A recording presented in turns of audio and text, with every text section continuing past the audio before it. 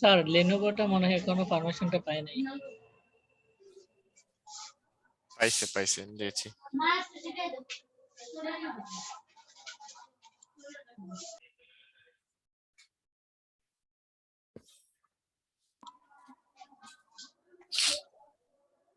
আচ্ছা, আমাদের বাসার কাজ ছিল কি? Design system.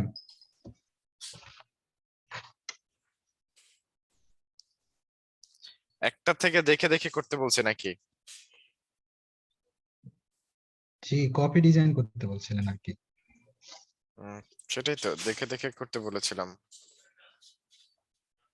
কোন ওয়েবসাইট থেকে নাকি হচ্ছে বিহেন্সের থেকে? বিহেন্স থেকে আপনি একটা লিংকস ফেসবুকে দিয়েছিলেন, সেটা কপি করতে বলেছিলেন। আর আপনার আগের ডিজাইন ছিল আমাদের, যেটি হচ্ছে landing page. Landing page. Landing page করেছেন? জি স্যার, দুইটি করেছি, ফেসবুকে আপলোড করছি। ব্যস্ত, খুবই ব্যস্তর মাঝে করতে পারতেছি না। ব্যস্ততা। রাফেল রাকিন, জি স্যার। এটা ইমেজ বেস না? পুরোটা ইমেজ ব্যাকগ্রাউন্ডে।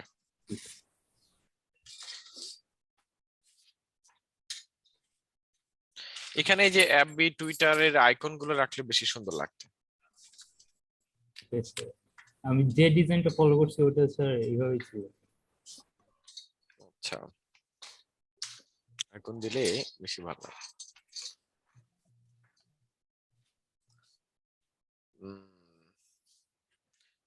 রাকিন, এই যে পাসওয়ার্ড, ইমেল পাসওয়ার্ডের যে লেখাটা টেক্সটটা, এটা একটু বড় হয়ে গেছে। আর এটা তো সার্চ বার, এটা একটু বড় রাখা দরকার ছিল। বা এখানে তো ইনপুট করতে হবে, ইনপুট করার মতো পুরোটা যাতে লেখাটা বসে সেই অনুযায়ী একটু বড় রাখা দরকার ছিল।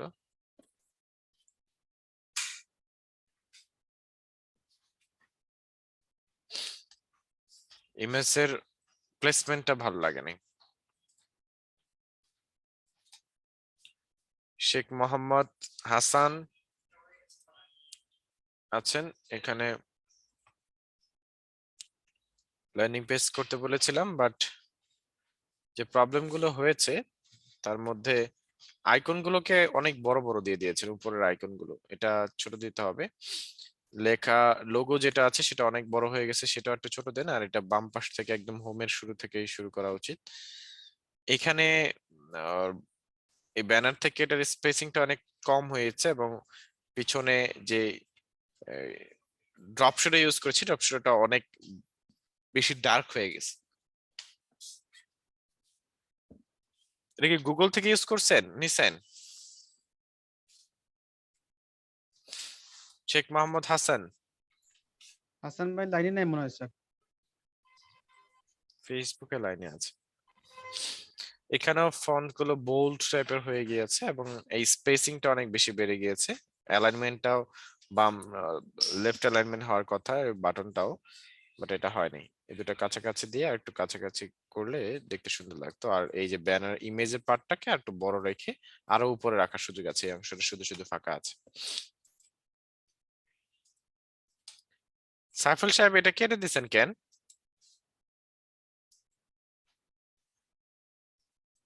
স্যার ওটা আমি মেক করি নাই, যার কারণে ওটা আমি ক্লোজ করছি।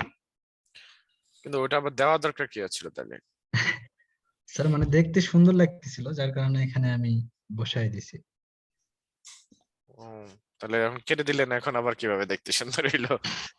কেটে দেওয়ার পর তো আরো খারাপ হয়ে গেল, তাই না? জি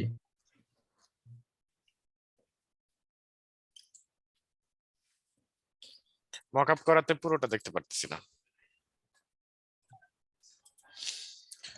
Mehedi Hasan, need help, warning success, manners,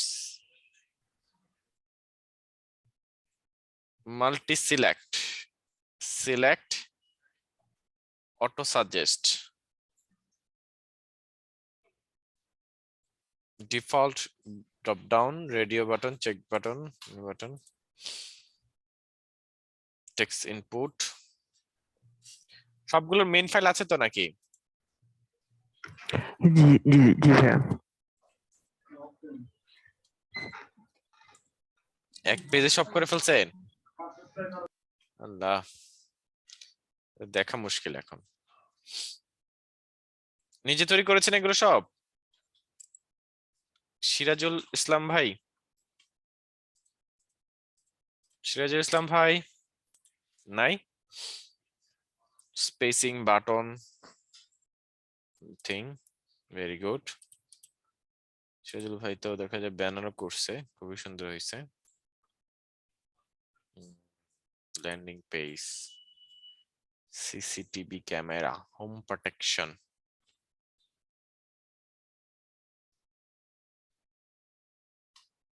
I came, PNG ছবি ইউজ করা হয়েছে। আর এটা গুড।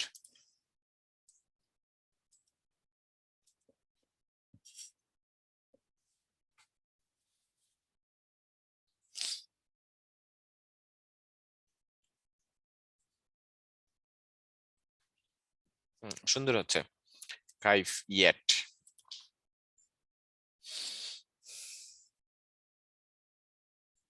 ভালো হচ্ছে। এটার স্পেসিংটা বেশি বাড়তি লাগতেছে, বড় টেক্সট যেহেতু স্পেসিং এটা বেশি লাগছে। এটা আবার একটু ভালো হয়েছে।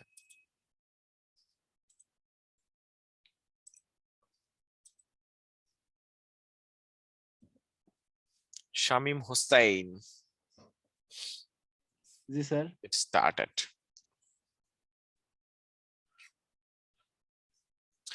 Your email address দেওয়ার পরে যে ইমেলটা দিয়ে দিছেন এটা হইলো? স্যার কপি ডিজাইন তো এটা। ওটার মধ্যে এরকম ছিল? জি স্যার। Your email address দিয়ে আবার কেউ দিবে দেওয়া উচিত। স্যার এভাবে ছিল, মেন ফাইল থেকে কপি করেছি স্যার। সেটাই, মেন ফাইলে কি দেওয়া উচিত কিনা সেটাই জিজ্ঞেস করলাম। মনে হয় এটা মিস্টেক করছে।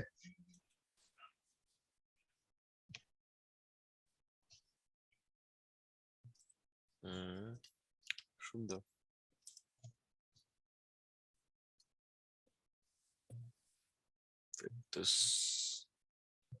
সিদ্দিক,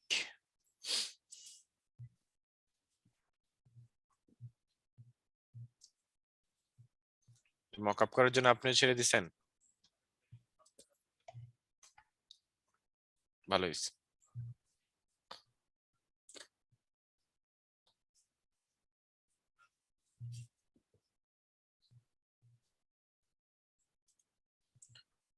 ইএক্স নিনজাতে পোস্ট করবেন আপনারা সব সময় এটার পাশাপাশি, শুনেছেন? জি স্যার। ওটাতে জি পোস্ট স্যার। করতে হবে, আমি ওখানেও কিন্তু দেখি।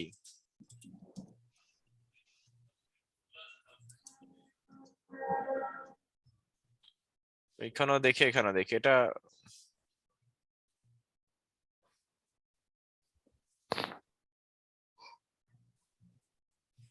আমার কাছে এই কন্টেন্ট গুলোর ডিসটেন্সটা অনেক বেশি মনে হয় বা হচ্ছে। একটু স্পেস মনে হয় একটু বেড়ে গেছে আর কি, একটু ছোট হলে ভালো হতো, যতটুকু পারছি স্যার। স্পেস গুলো কম হয়ে যদি সেন্টারে চলে আসতো একটু ভালো লাগতো আরো বেশি। এটা কি ড্র করেছেন ফাতিমাতুজ জোহরা?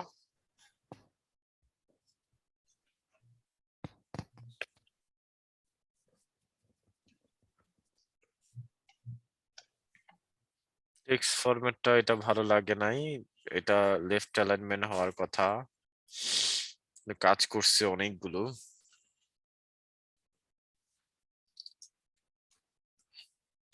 স্পেসিং হয়ে গেছে অনেক বেশি, home, about, profile, contact, task এগুলোর মাঝে অনেক বেশি স্পেসিং হয়ে গেছে, এত স্পেসিং দেওয়া ঠিক না।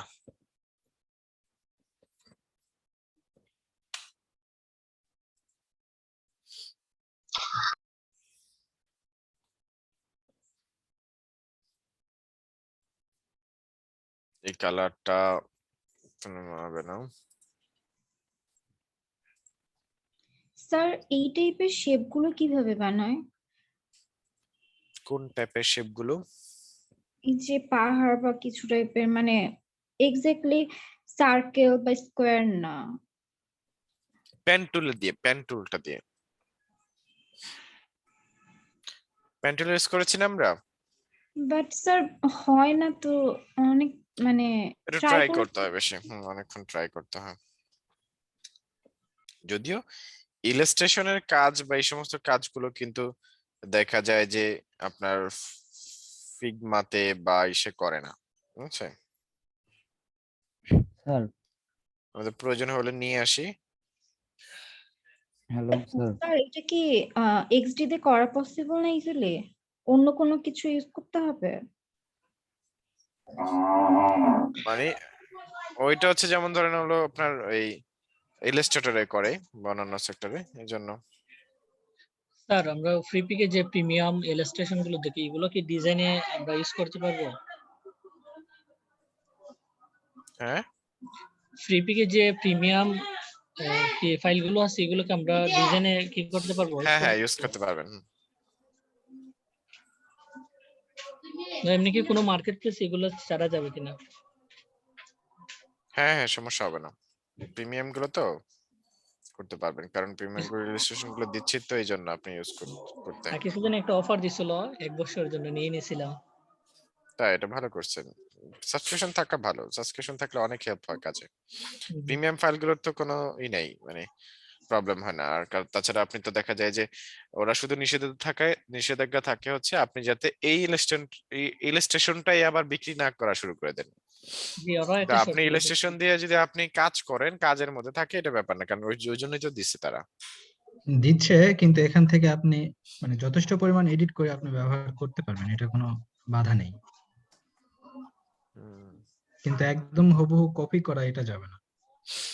না, ওটা ফ্রিটা, যেমন ধরেন আপনি প্রিমিয়ামটা যেটা ইউজ করছেন সেটা চাইলে ডিরেক্টলি ইউজ করতে পারবেন, কোনো প্রবলেম হয় না। তবে যারা ডিজাইনার তারা হচ্ছে হুবহুটা না করে একটু খানিকটা এডিট করে নেয়, কারণ হচ্ছে হুবহু করলে দেখা যায় সবার মতো হয়ে যাবে, তাই না? এই হ্যাঁ, জন্য। হ্যাঁ।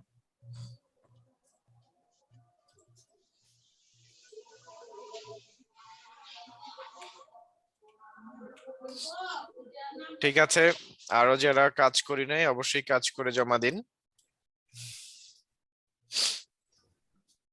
আমরা এই পর্যায়ে আসবো হচ্ছে ওয়েব টেমপ্লেটের থিওরিটিক্যাল বিষয়গুলো নিয়ে আলোচনা করব। একটা ওয়েব টেমপ্লেট করার জন্য যেই সমস্ত টার্মস গুলো আমাদের জানতে হয় বা জেনে কাজ করতে হয়, সেই বিষয়গুলো নিয়ে আমরা একটু এই যে আলোচনা করার চেষ্টা ফিগমাটা করব। দেখে আমাদেরকে পড়াচ্ছেন, এটা কি আমাদেরকে শেয়ার করবেন?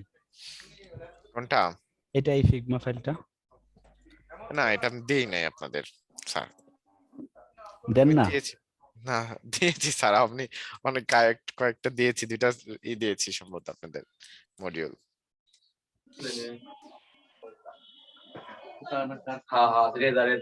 এই চুপ কর, আমি ক্লাস।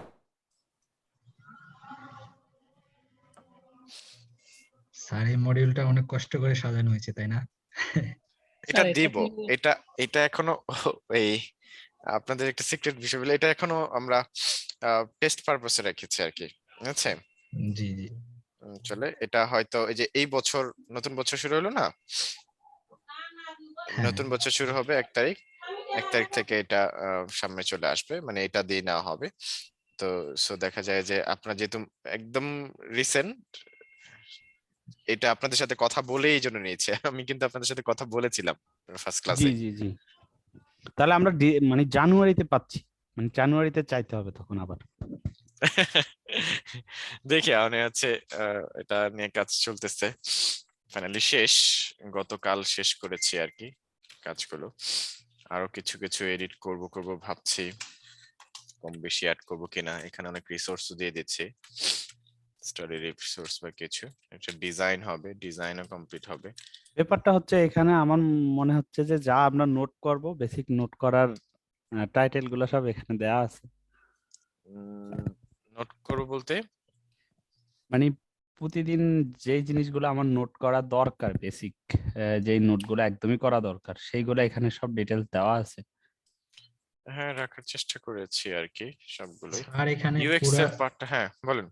মানে আপনি যেটি এখানে যেটা তৈরি করছেন, অর্থাৎ হুম, আমাদের সম্পূর্ণ ক্লাস মানে শুরু থেকে শেষ পর্যন্ত যে মডিউলটা আপনি এখানে এটা তৈরি করছেন, তাই না? এই যে 40টা ক্লাস দেখেছেন, হ্যাঁ, এই যে ক্লাস 40 ওয়ান থেকে বাই 5 শেষ শেষ হবে। হয়ে যাচ্ছে।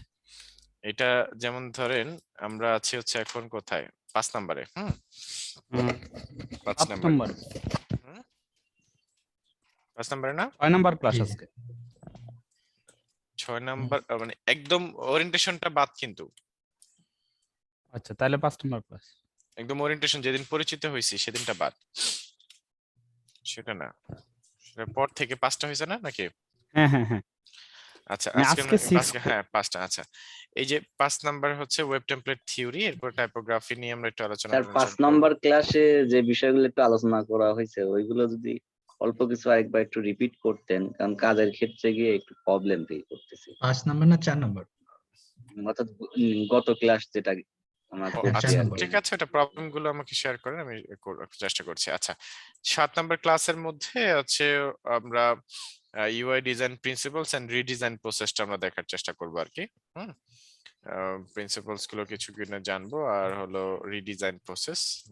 দেন আপনাদের ইউএক্সএল সম্পর্কে তো বলেছি, ইউএক্সএলটাকে রেগুলারলি স্টাডি করতে করেন, হ্যাঁ হ্যাঁ, সময় পাই যান না স্যার। জি স্যার। আর কখনো জি, যাওয়া হয় নাই।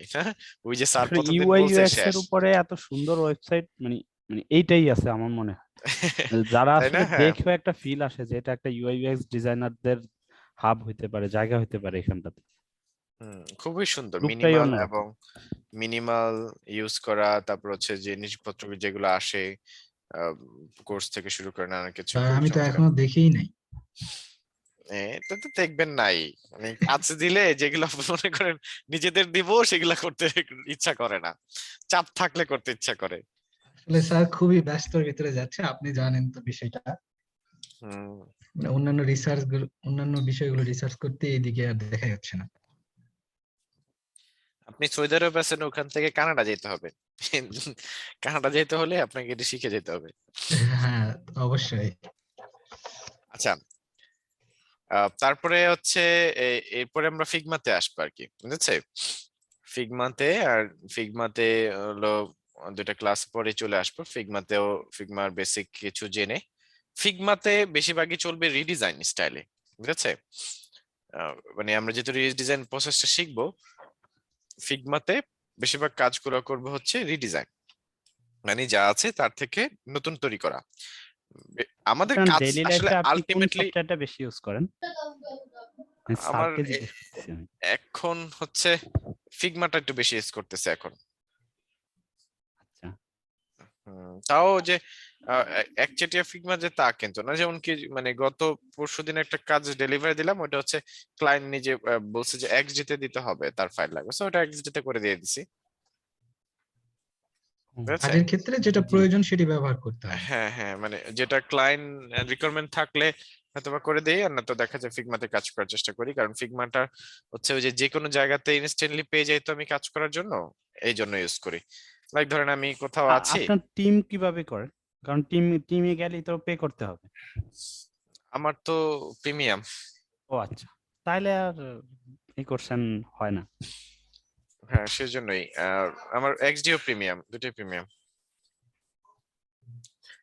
তো দেখা যায় যে আপনার ইনস্ট্যান্টলি আমি ওয়েব ব্রাউজার দিয়ে ইউজ করে ফেলতে পারতেছি, কাজটা করে ফেলতে পারতেছি, হ্যাঁ, যার কারণে এই ফিগমাটা ইউজ করছি। সো এটা প্রথম ক্লাস। সেকেন্ড ক্লাসের মধ্যে ওটিটি প্ল্যাটফর্ম ল্যান্ডিং পেজে স্টাইল গাইডস ডিজাইন সিস্টেম নিয়ে আমরা এখানে পুরোপুরি ব্যাপারগুলো জানবো। তারপরে হলো কালার থিওরি এখানে নিয়ে আসছি, এটা এদিকে রাখছিলাম, এটা আর নিয়ে 11 আসলাম নম্বর এদিকে। ক্লাসটা স্যার অনেক জরুরি ক্লাস।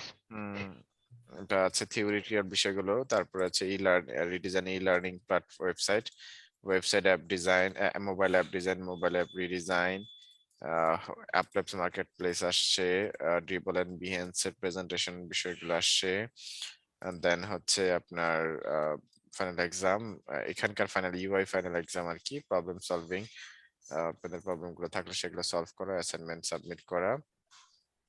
এখানে অ্যাসাইনমেন্ট সাবমিট করতে হবে হচ্ছে full website including mobile and tab view, mobile view এবং ট্যাব ভিউ দুইটাই করতে হবে আর কি, পরবর্তীতে বলা হবে। আর যেভাবে এদিকে এসে আপনি সাজাইছেন হুম সুন্দর, খুব সুন্দর হয়েছে। এটা যদি পুরোপুরি ভাবে কমপ্লিট করা যায় একজন প্রফেশনাল ডিজাইনার হিসেবে বাইর হবে আমার মনে হয়। এই যে আপনারা কাজ না করলে আর হবে না, ক্লাস চলে যাবে কিন্তু আর আসলেই স্যার, প্রমোশন হবে না। সো মানে খুবই এটা সুন্দরভাবে আমরা আপনি সাজাইছেন এলিমেন্ট গুলো, মানে মডিউলটা। এটা নিয়ে অনেক কাজ করতে হচ্ছে, মানে অনেক চিন্তা করে করে করতে হচ্ছে আমাকে, বুঝছে, একা মানুষ তো। আছে স্যাররাও আছেন, অন্যান্য স্যাররা, দেখা যায় মডিউল নিয়ে বেশিরভাগ সময় আমার কাজ করতে হয়। তারপরে হচ্ছে কালার থিওরি শেষ করে এখানে আমরা মার্কেট প্লেস দিয়ে, ড্রিবল দিয়ে, ফাইনাল এক্সাম দিয়ে একটা ফাইল জমা দিয়ে শেষ করবো, মানে ইউআইটা এখানে শেষ করবো আর কি, বুঝছে। তো এখানে একটা সাজেশন অ্যাডভাইস জাস্ট বলা হচ্ছে, redesign application installed on your mobile device, মানে আপনার মোবাইল ডিভাইসের মধ্যে যে অ্যাপস গুলো আছে ইনস্টল করে রাখছেন সেগুলোকে একটা একটা করে যদি রিডিজাইন শুরু করে দেন, তাহলে দেখবেন যে আপনার কাজে এক্সপার্ট হয়ে গেছেন। আচ্ছা, পার্ট বি তে ইউজার এক্সপিরিয়েন্স নিয়ে সমস্ত কাজ। এখানে বেশিরভাগই থিওরিটিক্যাল, তারপরেও আমরা থিওরিটিক্যাল বিষয়গুলোর মধ্যে আসছি হচ্ছে যেমন understanding design thinking and UX process. UX প্রসেসের বিষয়গুলো আছে এবং কিছু তথ্য দিয়ে দেবো, সেগুলোর রিপোর্ট জমা দিতে হবে। ব্রেনস্টর্মিং, মাইন্ড ম্যাপিং এর যে বিষয়গুলো আছে এবং বিভিন্ন ল আছে বিভিন্ন জনের, সেই ল গুলো নিয়ে আলোচনা করব, ইউএক্স এর ল আর কি। দেন হলো মাইন্ড ম্যাপ টেমপ্লেট কিভাবে ইউজ করতে হয় সেটা সম্পর্কে ধারণা নেব। ব্রেনস্টর্মিং এর সময় মাইন্ড ম্যাপ টেমপ্লেটটা ইউজ করার প্রয়োজনীয়তা আসতে পারে, সেজন্য। তারপরে আসবো হচ্ছে research and submit report using Miro. মিরোটা দেখবো আমরা, মিরো একটা সফটওয়্যার, সেটা দেখবো এবং ওই সফটওয়্যারটার মাধ্যমে আমরা কিভাবে মাইন্ড ম্যাপিংটা তৈরি করার চেষ্টা করব। Problem statement and business pitch তৈরি করার যে বিষয়টা আছে সেটা আমরা দেখব, এবং যখন প্রবলেম স্টেটমেন্ট বিজনেস পিচ তৈরি হয়ে যাবে তখন আমরা পরের ক্লাসে একটা সরাসরি আপনাদের প্র্যাকটিক্যালি কাজ দেব, যে প্রবলেম স্টেটমেন্ট তৈরি করার কিছু কিছু বিষয়, অ্যাটেন্ডেন্স হতে পারে, স্কুল, কফি শপের হতে পারে, ট্রাভেল নিয়ে হতে পারে, নানান কিছু নিয়ে হতে পারে। ইউজার রিসার্চ টেকনিকের মধ্যে আরো আছে, কারণ প্রথম ফেজে যেহেতু ইউজার রিসার্চ হয়, empathy mapping, user research, user personal তৈরি করা, ফোকাস গ্রুপ ডিসকাশন কি সেটার বিষয় নিয়ে আলোচনা করা। আচ্ছা, এখানে একটা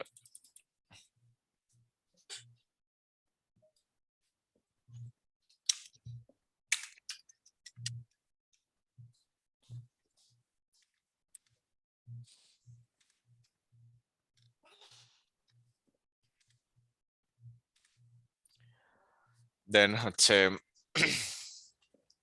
user journey map, user flow তৈরি করতে হয়, ইনফরমেশন আর্কিটেকচার তৈরি করতে হয়, design pattern, proper wireframe prototype, usability testing.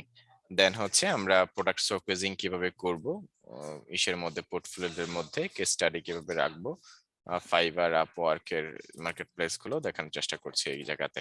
এই সেক্টরটা এখানে শেষ, মানে পার্ট বি এখানেই শেষ। পার্ট বি ক্লাস আছে কয়টা দেখেন, 1 2 3 4 5 6 7 8 9 10 11 12 13 14টা ক্লাস এখানে আছে। আর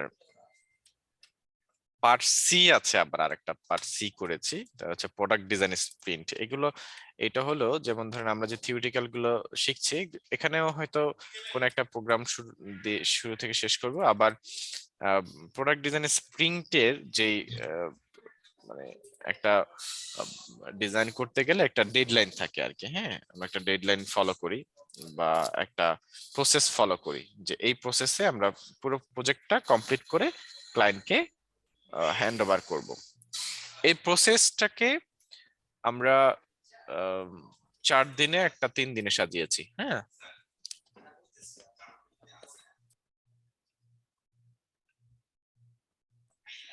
যেমন ধরেন ডে 1 এ কিছু কাজ করব, ডে 2 তে কিছু কাজ করব, ডে 3 তে কিছু কাজ করব, ডে 4 এ কিছু কাজ করব, আলটিমেটলি গিয়ে আমার পুরো প্রজেক্টটা শেষ হয়ে যাবে, ডে 4 এ পুরো প্রজেক্টটা শেষ হয়ে যাবে। সো আমাদের এই 4টা ক্লাস করতে করতে 2 সপ্তাহ লেগে যাবে না?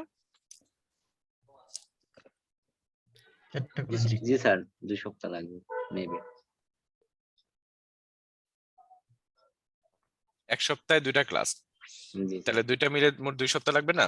জি স্যার, 2 সপ্তাহ। 2 সপ্তাহ পরে গিয়ে আরেকটা ক্লাস আস্তে আস্তে তো পরের সপ্তাহে এসে পড়বে। জি স্যার, তৃতীয় সপ্তাহে যাবে আর কি। তার মানে তৃতীয় সপ্তাহ, মানে এই হুম। এই পরের ক্লাসটা আস্তে আস্তে 3 নাম্বার সপ্তাহ শেষ হয়ে যাবে, তাই না? জি জি স্যার, শেষ হয়ে 3 যাবে। নম্বর সপ্তাহ। সো এই জায়গাটাতে আমাদের মানে প্রচুর বাসার কাজ আছে, ঠিক আছে? এখানে টিম ওয়ার্ক হবে, মেইনলি টিম ওয়ার্ক। আমরা টিম ওয়ার্ক করবো, আর হচ্ছে কেস স্টাডি রেডি করতে হবে। ডিজাইন স্প্রিং 2 এর মধ্যেও একইভাবে 3টা ডে সেট করেছি, এবং সেখানে এটা মেকানিজম করার চেষ্টা করতেছি এখানে 4টা দেওয়া যাবে কিনা অন্য কোথাও থেকে ক্লাস টান দিয়ে নিয়ে এসে।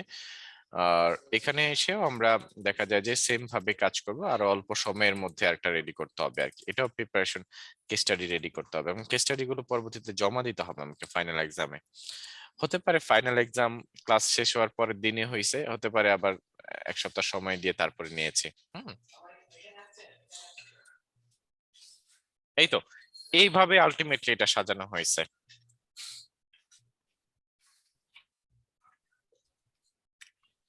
কি মনে হচ্ছে, কিছু শেখা যাবে? জি স্যার, শিখলে শেখা যাবে, না শিখলে কিছুই হবে না। হুম। এখন তাহলে আমরা একটু ওয়েবের থিওরিটা সম্পর্কে জেনে নিই।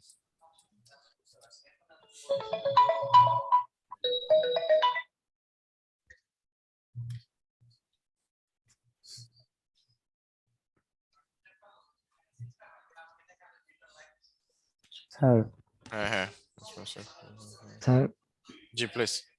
আমি স্যার কিছুক্ষণ আগে স্যার ফেসবুকে স্যার মানে আমার কাজগুলা স্যার আপলোড দিয়েছি, স্যার একটু দেখে রিভিউ দিলে ভালো হতো, বা ভুল করলে ধরে কেন দিলে। কিছুক্ষণ আগে কেন দিয়েছেন? বাসায় কি স্যার, করেছেন?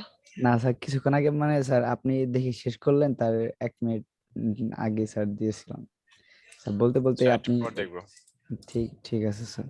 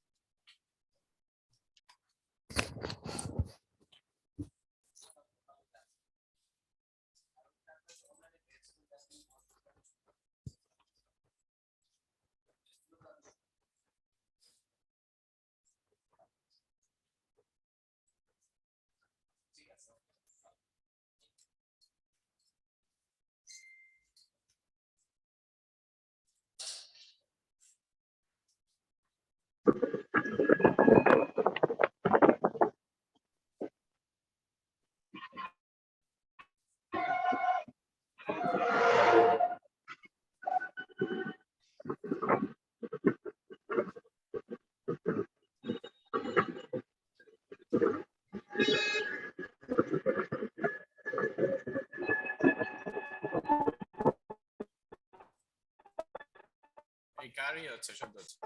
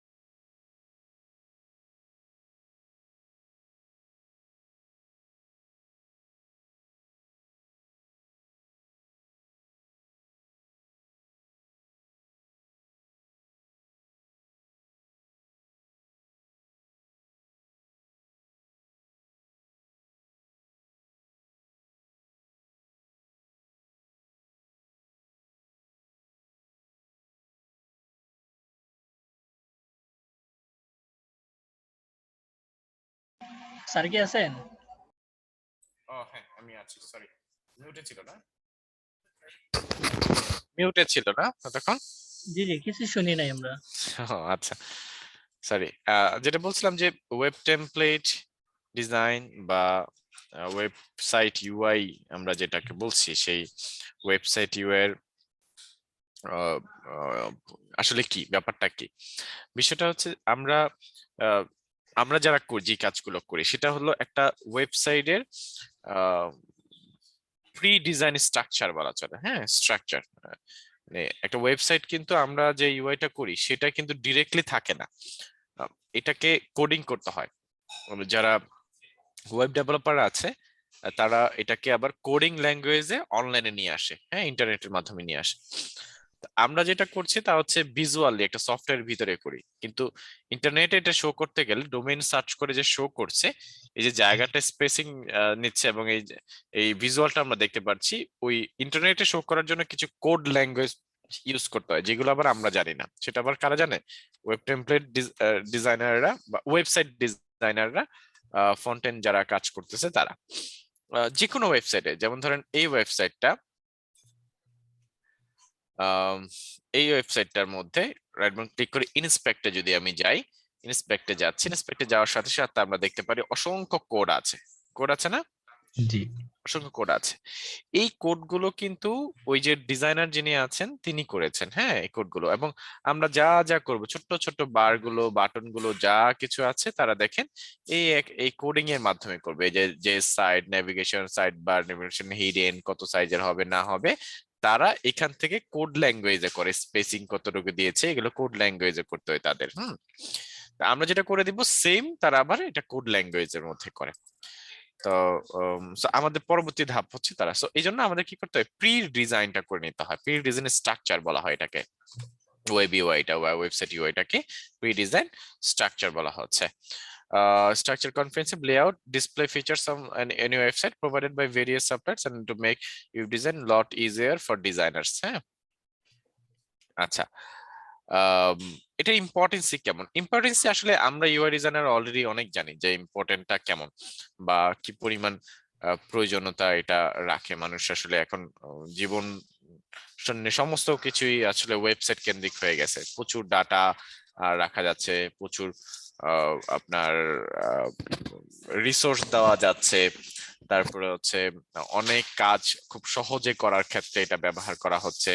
যে কোনো কিছু ক্ষেত্রে এটা ইউজ করা, লাইক হচ্ছে ই কমার্স সাইট থাকতে পারে, বিভিন্ন রকমের বেচা কেনার জন্য e commerce site, service base website গুলো থাকতে পারে, লাইক ক্রিয়েটিভিটি সার্ভিস দিচ্ছে কি কি, এটা নিয়ে থাকতে পারে শুধুমাত্র। আর থাকতে পারে হচ্ছে কোনো কিছু রেজিস্ট্রেশন করার জন্য, কোনো শো দেখার জন্য, মুভি দেখার জন্য থাকতে পারে। তারপরে হলো আপনার জব অ্যাপ্লিকেশনে জব প্ল্যাটফর্ম গুলো থাকতে পারে, জবের অ্যাপ্লিকেশন যেখানে করা হয় বা জবের জন্য অ্যাপ্লাই করা হয় যেখানে, সেই ধরনের থাকতে পারে।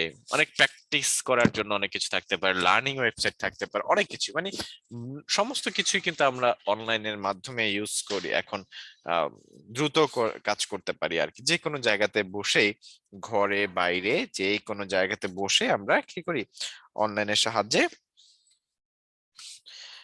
আমরা এখন এই খুব দ্রুত তথ্য পেয়ে যাচ্ছি এবং শিখতে পারছি। তো যার কারণে ওয়েবসাইটের কিন্তু প্রয়োজনীয়তাটা অনেক বেশি বেড়েছে। তা আমরা ওয়েবসাইট টেমপ্লেট গুলো বা ইউআই ডিজাইন, ওয়েবসাইট ইউআই যেগুলো আছে, আমরা এই জন্য আগে করতে হয় যাতে করে ডিজাইনটা লুক অ্যাট্রিক হয় এবং অনেক বেশি ইউজফুল হয়, সেজন্য আমাদের করতে হয়।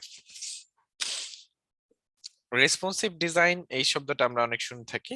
রেসপন্সিভ ডিজাইন বলতে সাধারণত এটা যারা ডেভেলপার আছে বা ডিজাইনার আছে তারা বেশি ইউজ করে।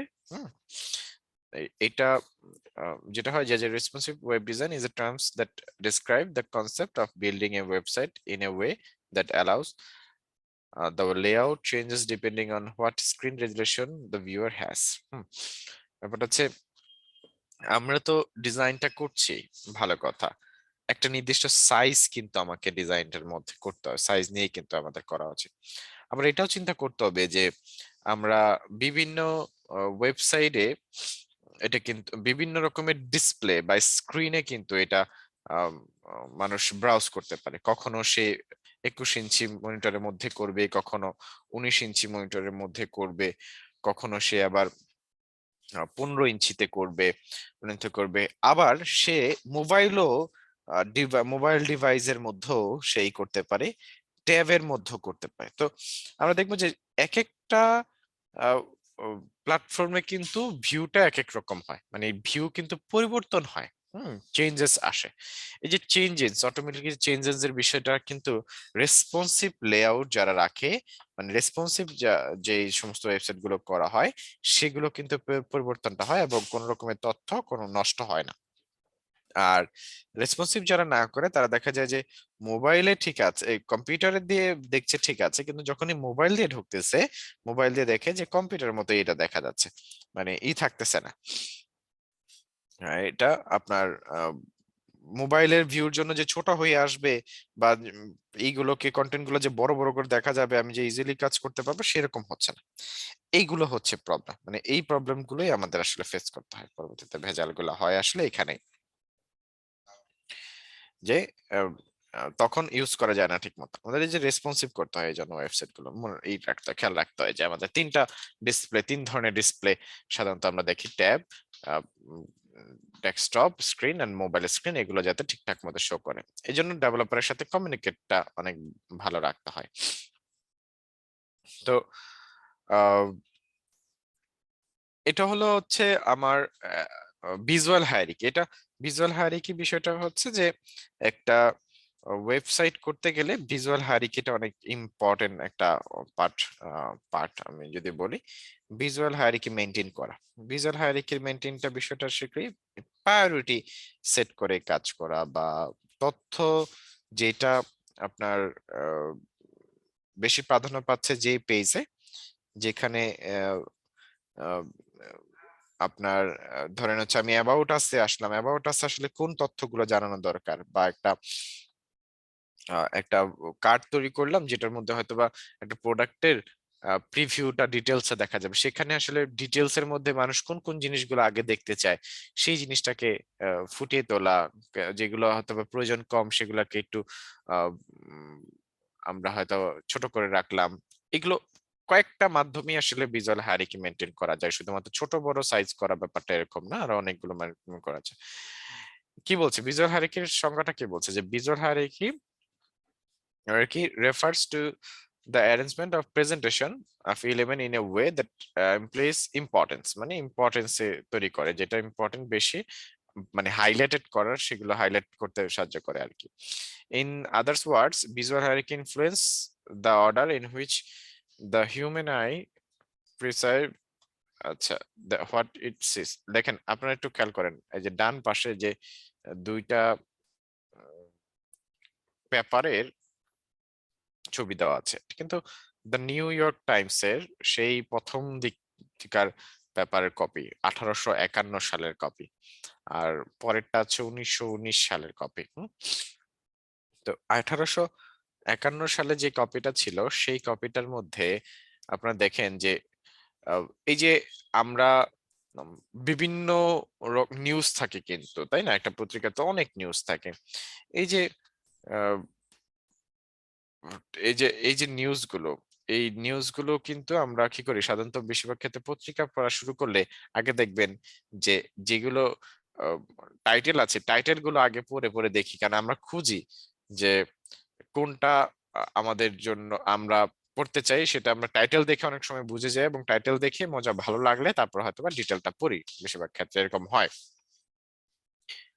তো সেখানে আমাদের এই জায়গাতে প্রথম অবস্থাতে কিন্তু ওই জায়গাটা তৈরি করতে পারে নাই নিউ ইয়র্ক টাইম। পরবর্তীতে তারা 1919 সালে যে পত্রিকাটা দেখাচ্ছে সেটার মধ্যে কিন্তু এই যে ভিজুয়াল হায়ারার্কির ব্যাপারটাকে মাথায় রাখতে পেরেছে, যার কারণে মূল টাইটেল, সাবটাইটেল বা কন্টেন্টের হেডিংস এর যে পরিবর্তনটা, যেটাকে মানুষ বেশি চোখটা ওখানে গিয়ে পড়বে এবং পড়ার ইচ্ছা জাগবে, যে যে কাজগুলো আছে সেগুলো সে অ্যাপ্লাই করেছে। মানে অনেক আগে থেকে ভিজুয়াল হায়ারার্কি মেইনটেনেন্সের বিষয়টা কিন্তু চলে আসছে, এবং এটা গুরুত্ব কিন্তু তখন থেকে পাওয়া শুরু করেছে, যে কতটা গুরুত্ব রাখে একটা কন্টেন্টকে প্রেজেন্ট করার সময় ভিজুয়াল হায়ারার্কিটা মেইনটেইন করা।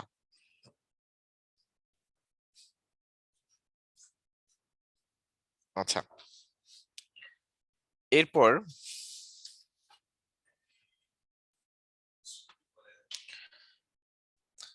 ভিজুয়াল হায়ারার্কির আসলে অনেকগুলো প্রিন্সিপালস আছে, ইউআই প্রিন্সিপালস বলা চলে। আমি ইউআই প্রিন্সিপালস নিয়ে এখনই আসতেছি না, একটা ক্লাসের মধ্যে এটা আলোচনা করব, এটার প্রিন্সিপালস গুলো, অনেক সময় যাবে।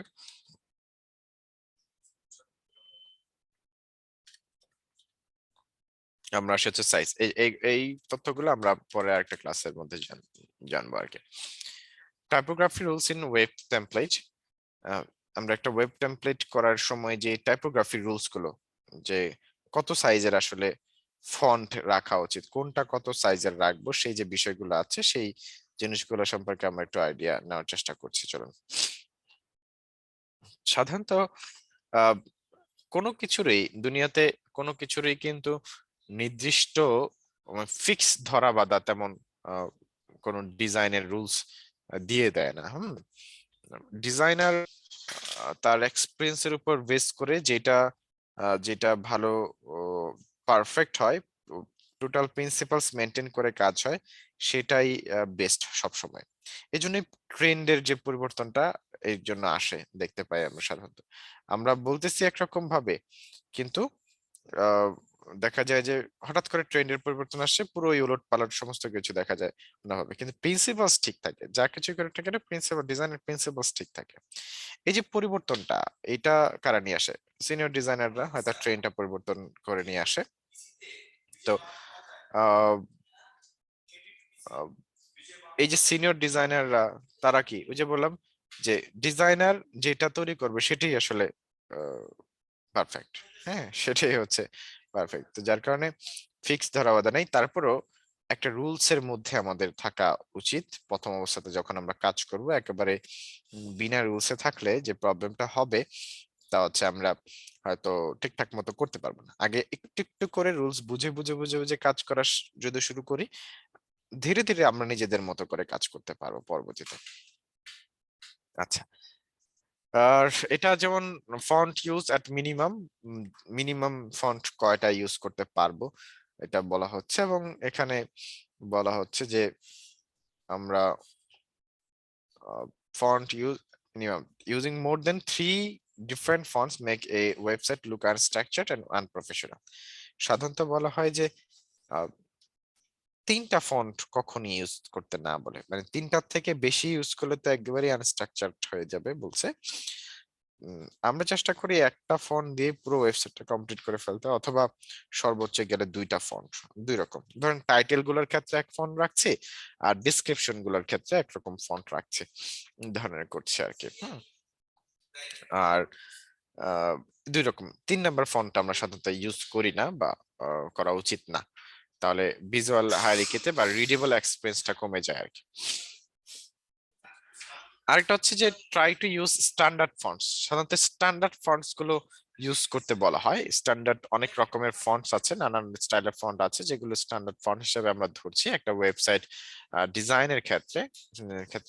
কোনগুলো স্ট্যান্ডার্ড ফন্টস? যে সমস্ত ফন্ট গুলো সাধারণত রিডেবল এক্সপিরিয়েন্স ভালো, এবং আপনার অনেকগুলো স্টাইল থাকে, একটার মধ্যে অনেকগুলো স্টাইল থাকে, লাইক ধরেন হলো লাইট, রেগুলার, বোল্ড, হ্যাঁ, ইটালিক, এই যে অনেকগুলো স্টাইল থাকার যে বিষয়টা আছে, সেটা কিন্তু মেনটেন করে আমরা কাজ করি, যাতে করে কি হয় যে একটা ফন্ট ইউজ করলাম, সেটা কখনো টাইটেলের জন্য বোল্ড দিলাম, আবার কখনো ডেসক্রিপশনের জন্য লাইট দিলাম, তাইলেই পরিবর্তন এনাফ। তো এখানে কোনগুলো, যেমন Roboto, Open Sans, Avenir Next, San Francisco, Helvetica Neue, Proxima Nova, Museo Sans, Montserrat, Poppins, তারপরে ইন্টার ফন্টটা আছে, এটাও অনেক বেশি ইউজ করতে দেখা যায়। এই ফন্ট গুলো আপনার সাধারণত বেশিরভাগ ক্ষেত্রে ইউজ করতে দেখা যাচ্ছে ওয়েবসাইট গুলোতে। তবে একেবারে রিসেন্টলি সবচেয়ে বেশি ফন্ট ইউজ করে হচ্ছে পপিন্স, মনসেরাত, ওপেন সেন্স, এগুলো ইন্টার, এই ফন্ট গুলো ইউজ করছে।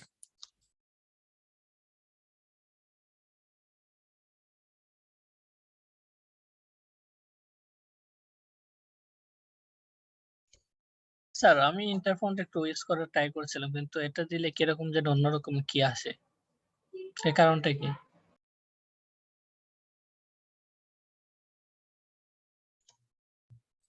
অন্যরকম কি আসে?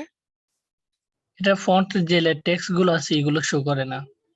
কি ইন্টারফোনটা তো অনেক সুন্দর, অনেক জি আমি দেখছি এটা অনেক সুন্দর, কিন্তু আমার এখান থেকে হচ্ছে না। একটা প্রবলেম হতে পারে। নাকি ফন্ট ইনস্টলে কোনো প্রবলেম হয়েছে? ফন্ট ইনস্টলে সাধারণত তেমন হয় না প্রবলেমটা। আচ্ছা, লিমিট লাইন লেন্থের মধ্যে বলা হচ্ছে যে 60টার বেশি আসলে ওয়ার্ড রাখা উচিত না একটা লাইনের মধ্যে। এখন 60টা ক্যারেক্টার, প্রত্যেকটা এক একটা ক্যারেক্টার হিসেবে ধরছে। তো এই যে ক্যারেক্টার গুলো ধরেন আমি যেমন এই মাথা থেকে এই মাথা পর্যন্ত বিশাল বড় লাইন করে ফেলছি। এত বড় লাইন দেখা যায় যে পড়তে ইউজার বিরক্ত হয়ে যায়। লাইন লেন্থ কমিয়ে ফেলতে বলা হয়, ছোট যত ছোট রাখবো তত পড়তে সহজ হয় আর কি। হ্যাঁ, যেমন ধরেন আমি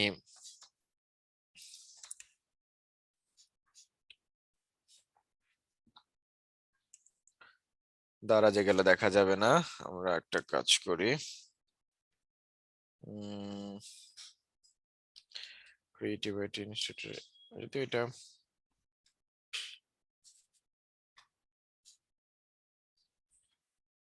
কোথায় যাচ্ছে এটা কি ওয়েবসাইট?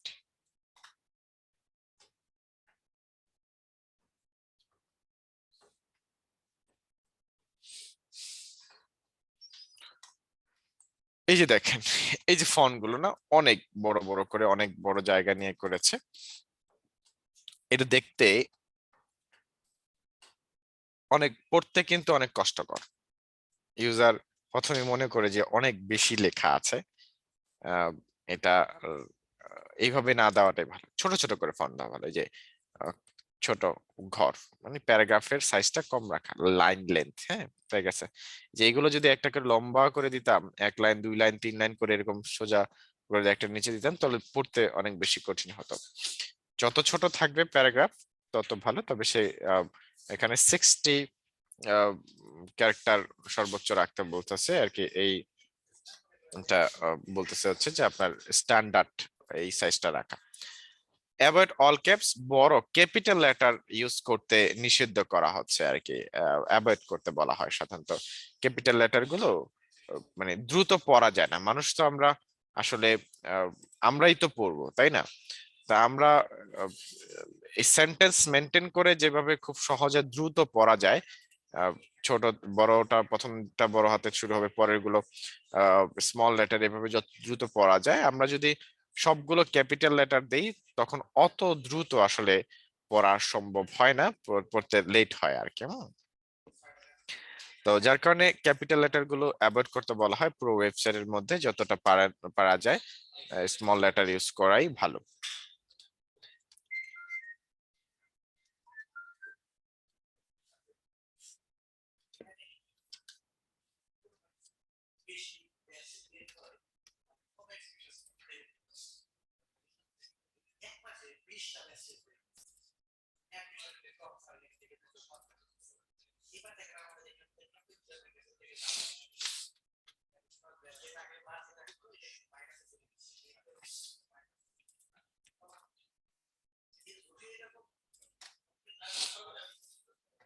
আচ্ছা, স্পেসিং বিটুইন লাইনস, দুইটা লাইনের মাঝখানের গ্যাপ, এটা হচ্ছে এই লাইন আর উপরের লাইন প্যারাগ্রাফের যে গ্যাপটা আছে, সেটা সাধারণত আমরা স্ট্যান্ডার্ডলি ওয়েবসাইটের ক্ষেত্রে ভালো হলো বলা হয় 35% বেশি রাখতে সব সময়।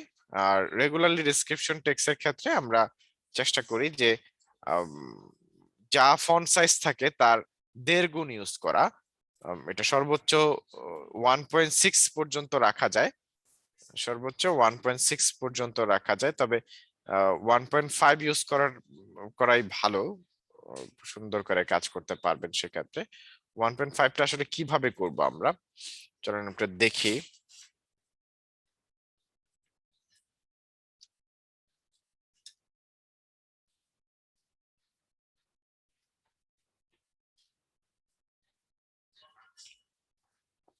ধরেন এই যে দেখেন এগুলোই তো একটু একটু করে দিয়েছে, কলাম ভাগ করে দিয়েছে, পড়তে ভালো লাগে, মানে দেখতেও ভালো লাগে।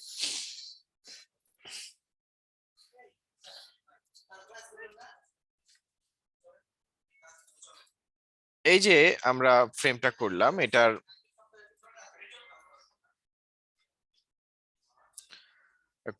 এখন দুইটা লাইনের মাঝখানে যে গ্যাপ, এই লাইন আর এই লাইনের দুইটা লাইনের মাঝখানে এই যে গ্যাপটার কথা আছে, এই গ্যাপটাই আসলে এখান থেকে আমাদের লাইন হাইট এই যে দেখাচ্ছে, এটা হলো আমার লাইন স্পেসিং।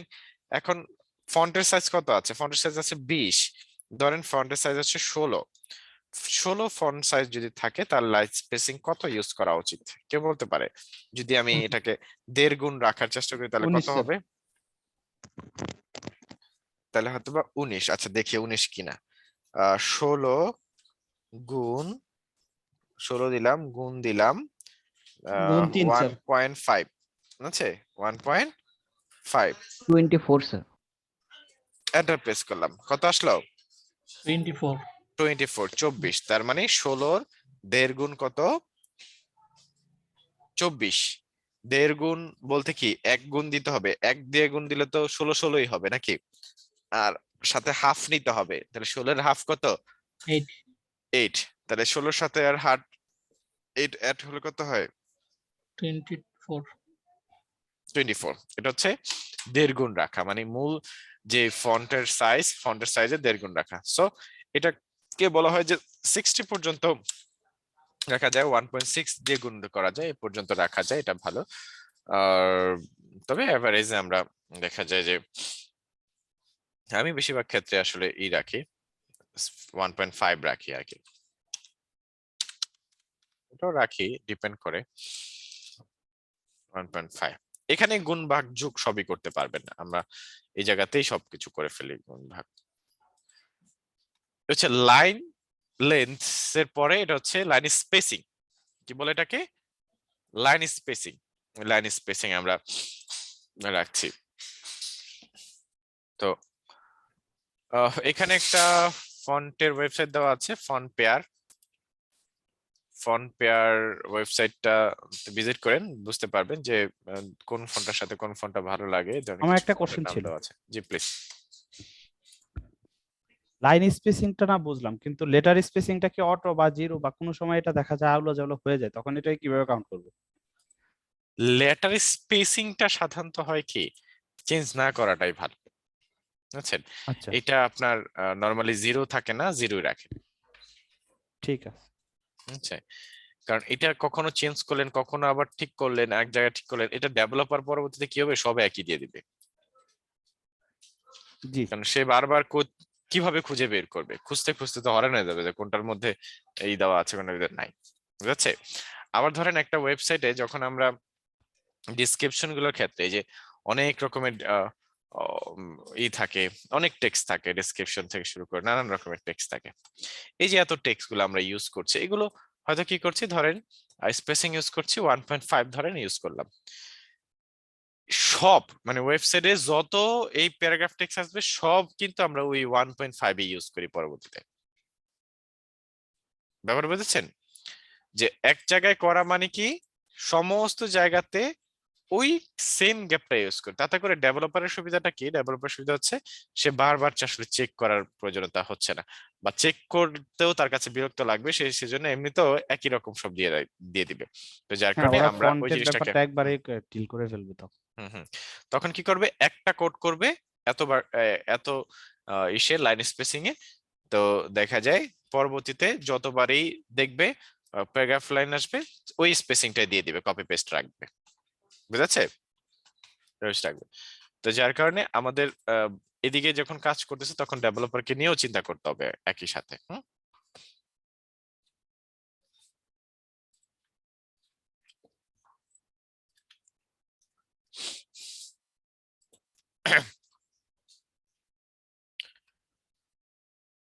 আচ্ছা, এরপরে আসে হচ্ছে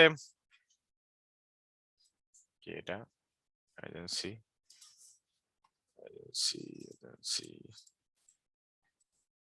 ওয়েবসাইট সোশ্যাল ওয়েবসাইট।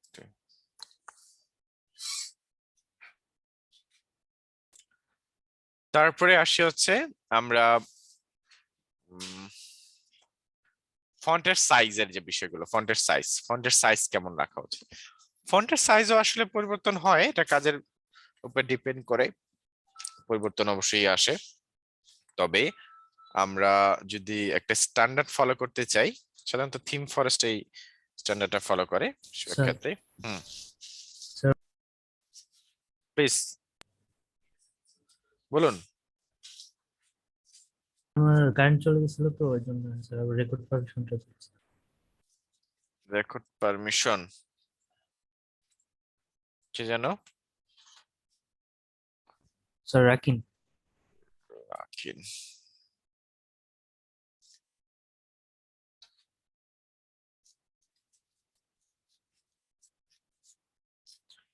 আচ্ছা, স্পেসিং গুলো দেখেন, মেনু টেক্স, মেনু বার, যেটাকে আমরা মেনু বার বলছি, এই যে প্রথমেই যে মেনু বারটা আসতেছে, এই যে মেনু বারটা, এই যে মেনু বারের বারটার কথা যদি চিন্তা করি যে বারটার সাইজ কত রাখবো সেটা বলছি, তবে আগে বলছি হচ্ছে যে এই এই টেক্সট গুলো, মেনু বারের যে টেক্সট গুলো আমরা সাধারণত ইউজ করি হলো, ও মাই গড, একই একই ওয়েবসাইট, এদের যে ঢুকলাম এদের ওয়েবসাইটে যায়নি,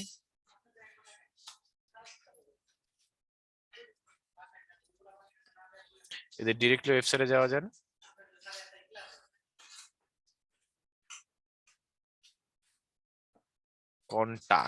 কন্টাক্টে দিলে কন্টাক্ট চলে যায়, আচ্ছা তাদের ওয়েবসাইটে যাওয়ার সুযোগ নাই।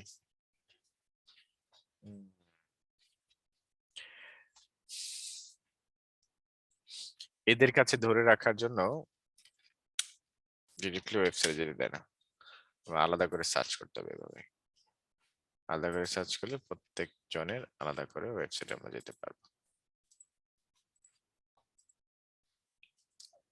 When that solution,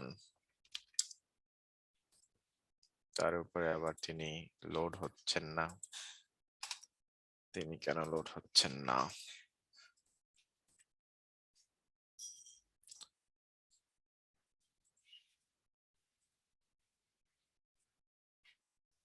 digital agency,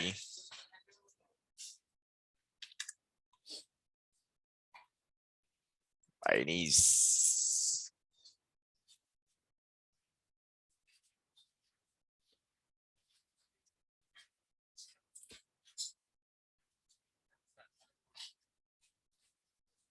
zoom shaper,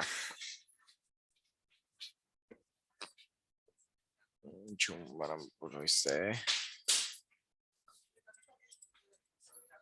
তারপরে আসছে হচ্ছে উইড অ্যাপস,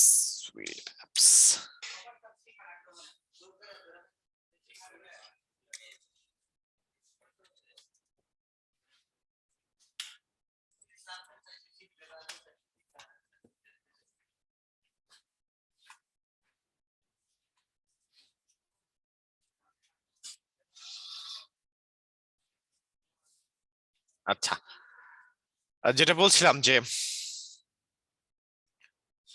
ওয়েবসাইটের সৌন্দর্য বর্ধনের জন্য আমরা যে ফন্টের সাইজ গুলো ইউজ করি সেগুলোর কথা।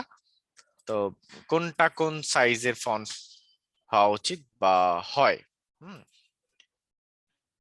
মেনু বারেরটা আমরা সাধারণত 16 থেকে 20 পিটির মধ্যে ইউজ করি, 16 থেকে 20 পিটি, যদিও এত বড় ইউজ করি না, 16টাই সাধারণত। এটা বন্ধ করে দাও, ওগুলো সব বন্ধ করে দাও, পিছনের গুলো না, সামনের গুলো।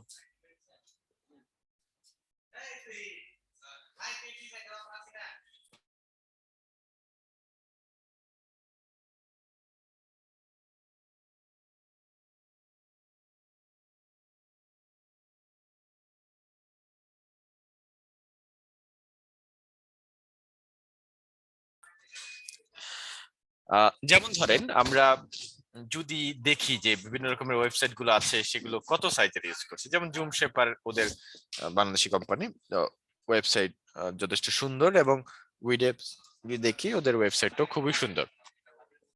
তো এই ওয়েবসাইটে যে ফন্ট গুলো ইউজ করছে, মেনু বারটা দেখতে পাচ্ছি আমরা, মেনু বারটা কত ফন্ট সাইজ ইউজ করছে। এগুলোর জন্য আমরা বিভিন্ন রকমের প্লাগইনস ইউজ করতে পারি, যেমন হচ্ছে ফন্ট নিনজা আছে, তারপরে হলো হোয়াট ফন্ট আছে। এই ফন্টের যে এগুলো আছে, যে এক্সটেনশন গুলো যেগুলো আছে, আমরা চাইলে ইনস্টল করে নিতে পারি। ইনস্টল করে নিয়ে আমরা ডিরেক্টলি দেখতে পারি। লাইক আমি যে গেলাম, এখানে গেলাম হচ্ছে হোয়াট ফন্টে ক্লিক করলাম, ক্লিক করার সাথে সাথে আমি একটু দেখি যে এখানে ক্লিক করে দেখলাম যে ওরা ল্যাটো ফন্ট ইউজ করেছে। কি ফন্ট? ল্যাটো 400 এই ফন্টে ইউজ করেছে, এবং ফন্টের সাইজ দিয়েছে কত? 15 পিক্সেল দেখাচ্ছে, মাত্র 15 পিক্সেল। পিক্সেলে যেহেতু দেখাচ্ছে 16 পিক্সেলে আমরা ধরি, 16 পিটিতে তারা এটা কাজ করেছে।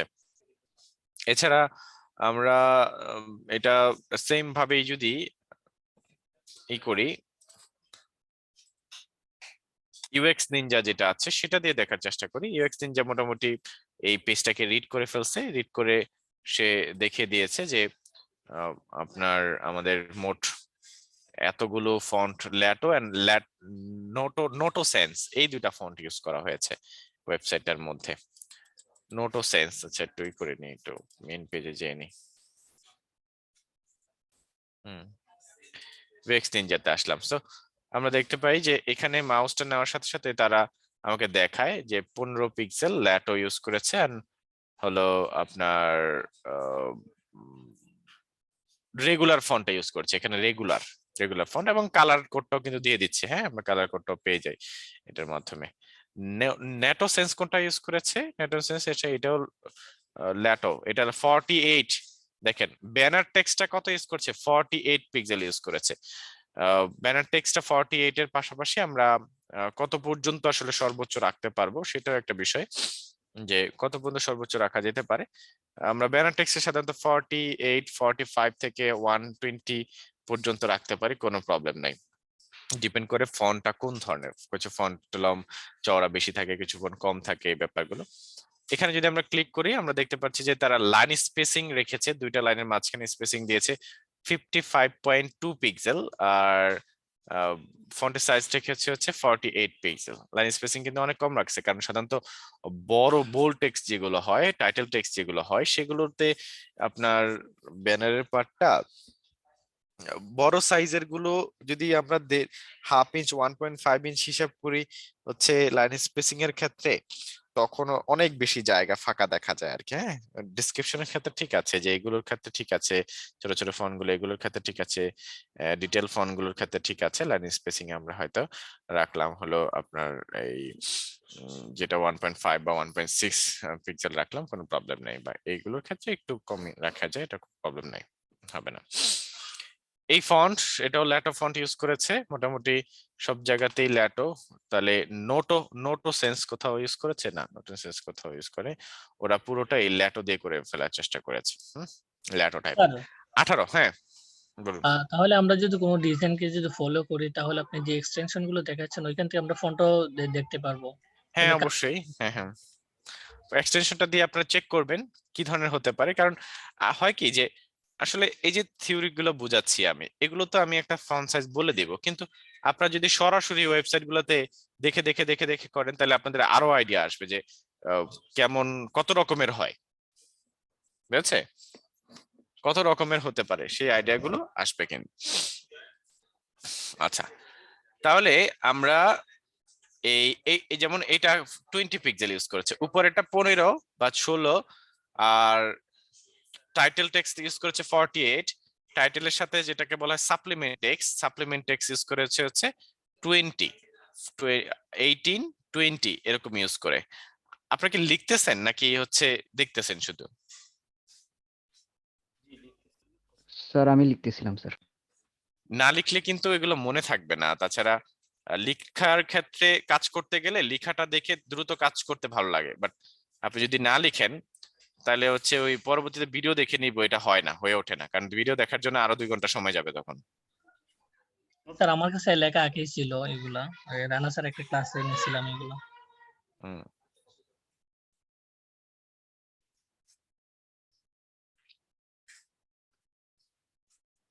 স্যার আপনি বলেন, আমরা লিখতেছি, সমস্যা নেই, জানার দরকার।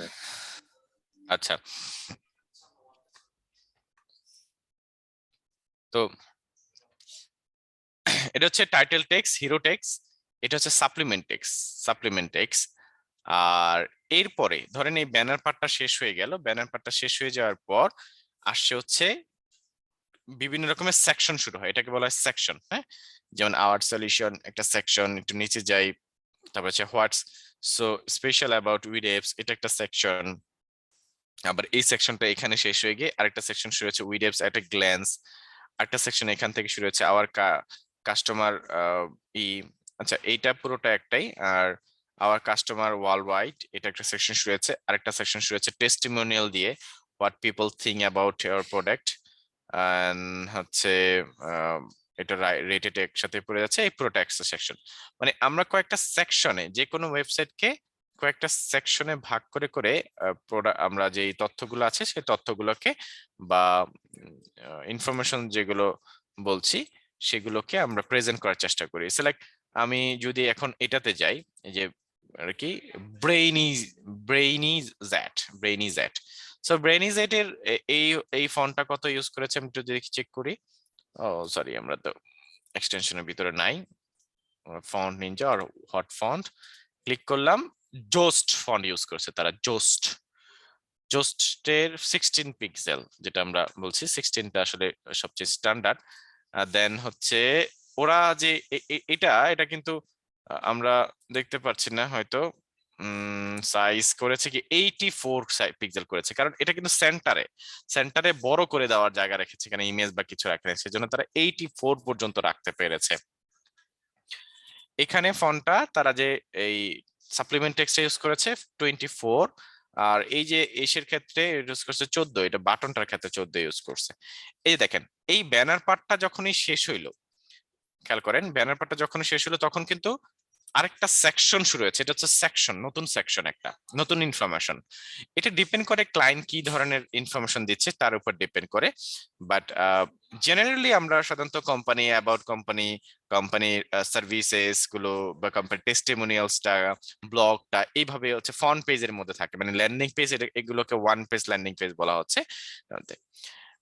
এই ইসের আমাদের সেকশনের কিছু মজার ধাঁধা আছে, যে স্টাইলে আমাদের আসলে শেষ করতে হয়, যেভাবে আমাদের শেষ করতে হয় বা যে স্টাইলে আমাদের কাজ করতে হয়, তার মধ্যে যেমন ধরেন এই এখান থেকে সেকশন শুরু হয়েছে না, এখান থেকে এখানের একটা গ্যাপ আছে, এবং এই সেকশনটা এখানেই শেষ, এখান থেকে এখানে একটা গ্যাপ আছে, ঠিক এখান থেকে এখানকার যে গ্যাপ, এখান থেকে এখানকার নতুন সেকশন যেটা শুরু হয়েছে সেটার কিন্তু সেম গ্যাপ, আবার এখানের গ্যাপটাও সেম ভাবে রাখার চেষ্টা করেছে, এখানকার গ্যাপটাও সেম ভাবে রাখার চেষ্টা করেছে, প্রত্যেকটা গ্যাপ সমান থাকলে দেখতে সুন্দর লাগে। এখন দেখেন টাইটেল গুলো কিন্তু একই ভাবে হচ্ছে, এই টাইটেল ছোট্ট একটা ফন্ট দিয়ে শুরু হয়েছে, সেটা হয়তো 14 রাখছে, হয়তো পারে 12 রাখছে, অনেক ছোট দিছে। আর এরপরে টাইটেল দিয়েছে, টাইটেল হচ্ছে 32 পিক্সেল। ইভেন আমরাও এখানে বলে দিয়েছি যে সেকশন টাইটেল 32 হচ্ছে স্ট্যান্ডার্ড, ঠিক আছে, সেকশন টাইটেল 32। এর বলে যে এর বেশি হয় না তা কিন্তু না, 32 থেকে শুরু করেন সেটা ভালো, 32 থেকে শুরু করলে ভালো। যেমন উইডএপসে যদি আসি, ওরা যে সেকশন টাইটেল গুলো রেখেছে এটা কিন্তু 40 পিক্সেল রেখেছে, তাই না, 40 পিক্সেল রেখেছে, সো 32 থেকে শুরু করে আপনারা 40 পর্যন্ত রাখতে পারেন। 40 এর বেশিও হয় সেক্ষেত্রে স্পেশাল ওয়েবসাইট গুলো, তবে রেগুলারলি ক্ষেত্রে এর 40 বেশি আসলে দেওয়া উচিত না, 45 পর্যন্ত সর্বোচ্চ আপনারা হিসাব করতে পারেন। এটা সেকশন টাইটেলের ক্ষেত্রে, এটা হচ্ছে সেকশন টাইটেল, মনে রাখবো এটা হচ্ছে সেকশন টাইটেল বলা হয়। তো এই যে স্টাইলটা দেখেন এখানে কিন্তু সেম স্টাইল, আরেকটা সেকশন যখন শুরু হয়েছে যে তারা ডিজিটাল এজেন্সির সাথে কারা বিজনেস করতেছে বা টপ রেটেড ডিজিটাল এজেন্সিস যারা করেছে সে এইগুলো আপনার এই সেকশনটাও কিন্তু একই স্টাইলে রাখছে, এইখানকে যেভাবে স্টাইলটা এখানকে সেম স্টাইলটা। আবার আওয়ার ক্লায়েন্টস মানে তাদের ক্লায়েন্ট সম্পর্কে বলবে তখন কিন্তু সেকশন শুরু হয়েছে এবং সেম স্টাইলে শুরু হয়েছে, ছোট ফন্ট দেন ক্যাপিটাল মানে বড় করে ফন্ট দিয়েছে, জোস্ট, কি মজার বিষয়, নামটাও সুন্দর, আমি প্রথমবার শুনলাম জোস্ট ফন্ট, এটা পড়তে অত একটা ভালো লাগে না। আচ্ছা, আর সো আমরা দেখতে পারলাম যে প্রত্যেকটা এই সেকশন যখন শুরু হয় একই রকম স্টাইল। আমরা যদি এটাতে আসি দেখি কি অবস্থা, এই যে হু আর উই আর, এটা দিয়ে শুরু হয়েছে, খুবই বাজে একটা ওয়েবসাইট তাদের। এবং এইখানকার গ্যাপ ট্যাপ কোনো কিছুই ঠিকঠাক নাই। এটা টাইটেল, এটাও টাইটেল একভাবেই দেওয়া আছে, দেখেন লাল কালার, এন্ড হচ্ছে লাল কালার ইউজ করাই ঠিক না সেটা ভুলে গেছে। আর ওটা লাল কালার কেনই বা ইউজ করলো সেটাই তো বুঝলাম না, ব্র্যান্ড কালারের সাথেও তো মিলে না, একটু অরেঞ্জ কালার ইউজ করলেও তো হইতো। স্যার ওইখানে নিচে প্রাণ কোম্পানির কালারটা দিছে মেবি। তাহলে এটা আবার কিসের কালার দিছে? এটা প্রাণ কোম্পানি থেকে নিছে। এটা তো আর প্রাণের না। স্যার আচ্ছা, হয়তো ওয়েবসাইটটি এখন মনের মাধুরী সম্পূর্ণ হয় মিশিয়ে নাই। কালার ইউজ করছে। শোনেন, এটা ইউআই ডিজাইনার ধরে নাই, এটা হচ্ছে ডিরেক্টলি বলছে যে ডেভেলপারকে বলছে আমাকে একটা ওয়েবসাইট করে দেন, করে দিচ্ছে কোন রকম ভাবে, যদি চলতেছে আর কি, যার কারণে এই লেখাটা তো মনে হয় যে হারায় গেছে, চোখেই দেখা যায় না। আচ্ছা, অগোছালো একদম ওয়েবসাইটটা। তো এটা দেখি এরা কত ইউজ করছে। রোবোটো ফন্ট 30 পিক্সেল ইউজ করছে, আর এগুলো 15-16 এভারেজ ইউজ করবেন এই ডিটেল ট্রিক্স এর ক্ষেত্রে 16 ইউজ। আচ্ছা, একটা আসি, এটা হচ্ছে আপনার সেকশনের টাইটেলের মধ্যে, সেকশন টাইটেলের পরে যে আপনার সেকশনের মধ্যে যে ডেসক্রিপশন থাকে, ডেসক্রিপশনের অনেক সময় টাইটেল থাকতে পারে, ডেসক্রিপশন শুরু হলে টাইটেল থাকতে পারে। ডেসক্রিপশনের টাইটেল গুলো আমরা এই যে দেখেন 24 আছে, 24 আছে না, আর এটা সাধারণত আমরা রাখবো হচ্ছে এই যে ডিসক্রিপশন বডি টেক্সট, বডি টেক্সটটা 16 রাখবেন, 16 উপরে দেওয়া দরকার নাই। আর ডিসক্রিপশন বডি টেক্সটের মধ্যে এই যে 20 থেকে 24 দেখতে ভালো লাগে, 20 থেকে 24 দেখতে ভালো লাগে। 20 থেকে 24 কোনগুলো? এটা হলো যখন আমরা এই টাইটেলের ভিতরে কোনো একটা, দেখি কি আরো কিছু পেজ আছে কিনা এদের, টাইটেলের ভিতরে যদি সাবটাইটেল থাকে সেক্ষেত্রে, হ্যাঁ সেক্ষেত্রে আমরা ওই ফন্টটা আমরা ইউজ করছি। আচ্ছা, বিভিন্ন রকমের এগুলো 18 ইউজ করছে, দেখতে সুন্দর লাগছে। কালার ইউজ করছে, বিভিন্ন রকম কালার, কি কালার ইউজ করছে সেটা আমরা দেখতে পারি, কোডটা চলে আসতেছে কিছু।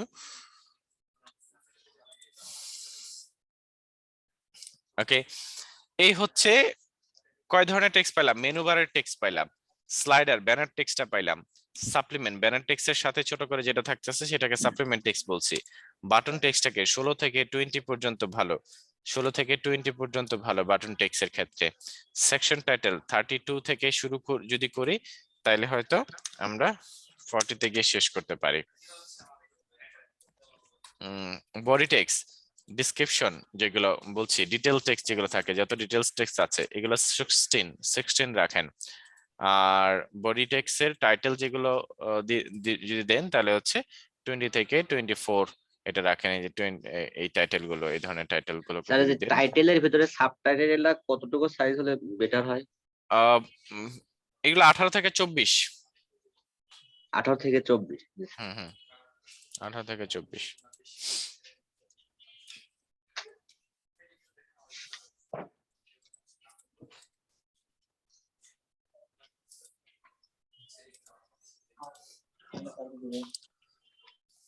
স্যার দেখি ওরা কত ইউজ করছে।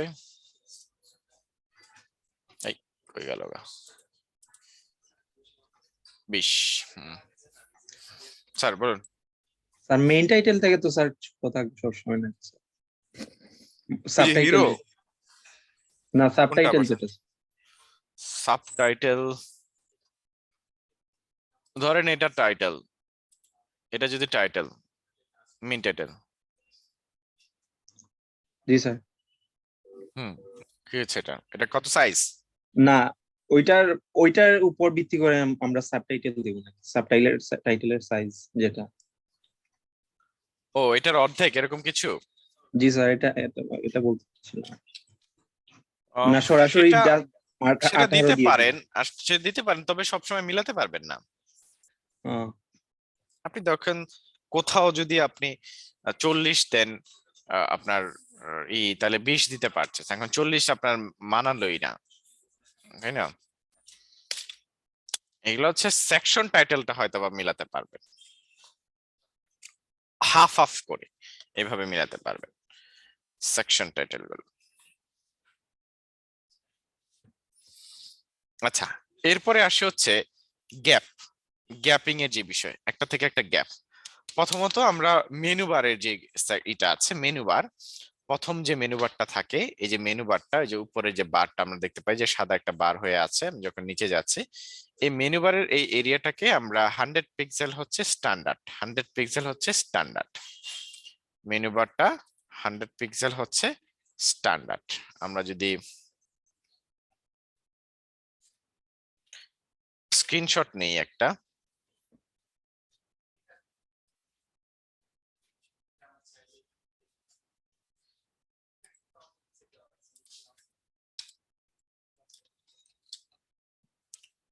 পেস্ট করলাম, এটা 1920 আছে, ওরা কত রাখছে দেখি।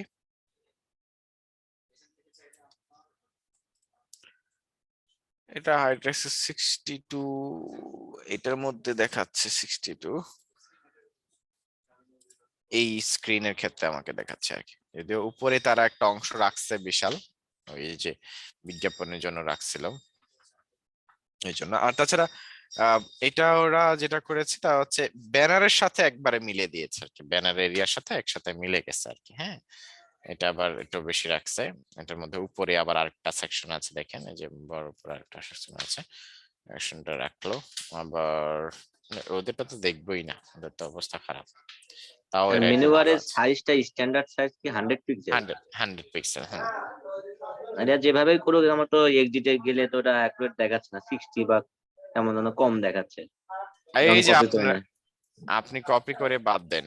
এইটা হলো যখন আমরা শেপ নিব, একটা শেপ নিলে ওইটা এরকম 100 দেন, আছে 100 দিয়ে আমরা মানে ওয়ার্ক করবো আর কি। 100 দিয়ে।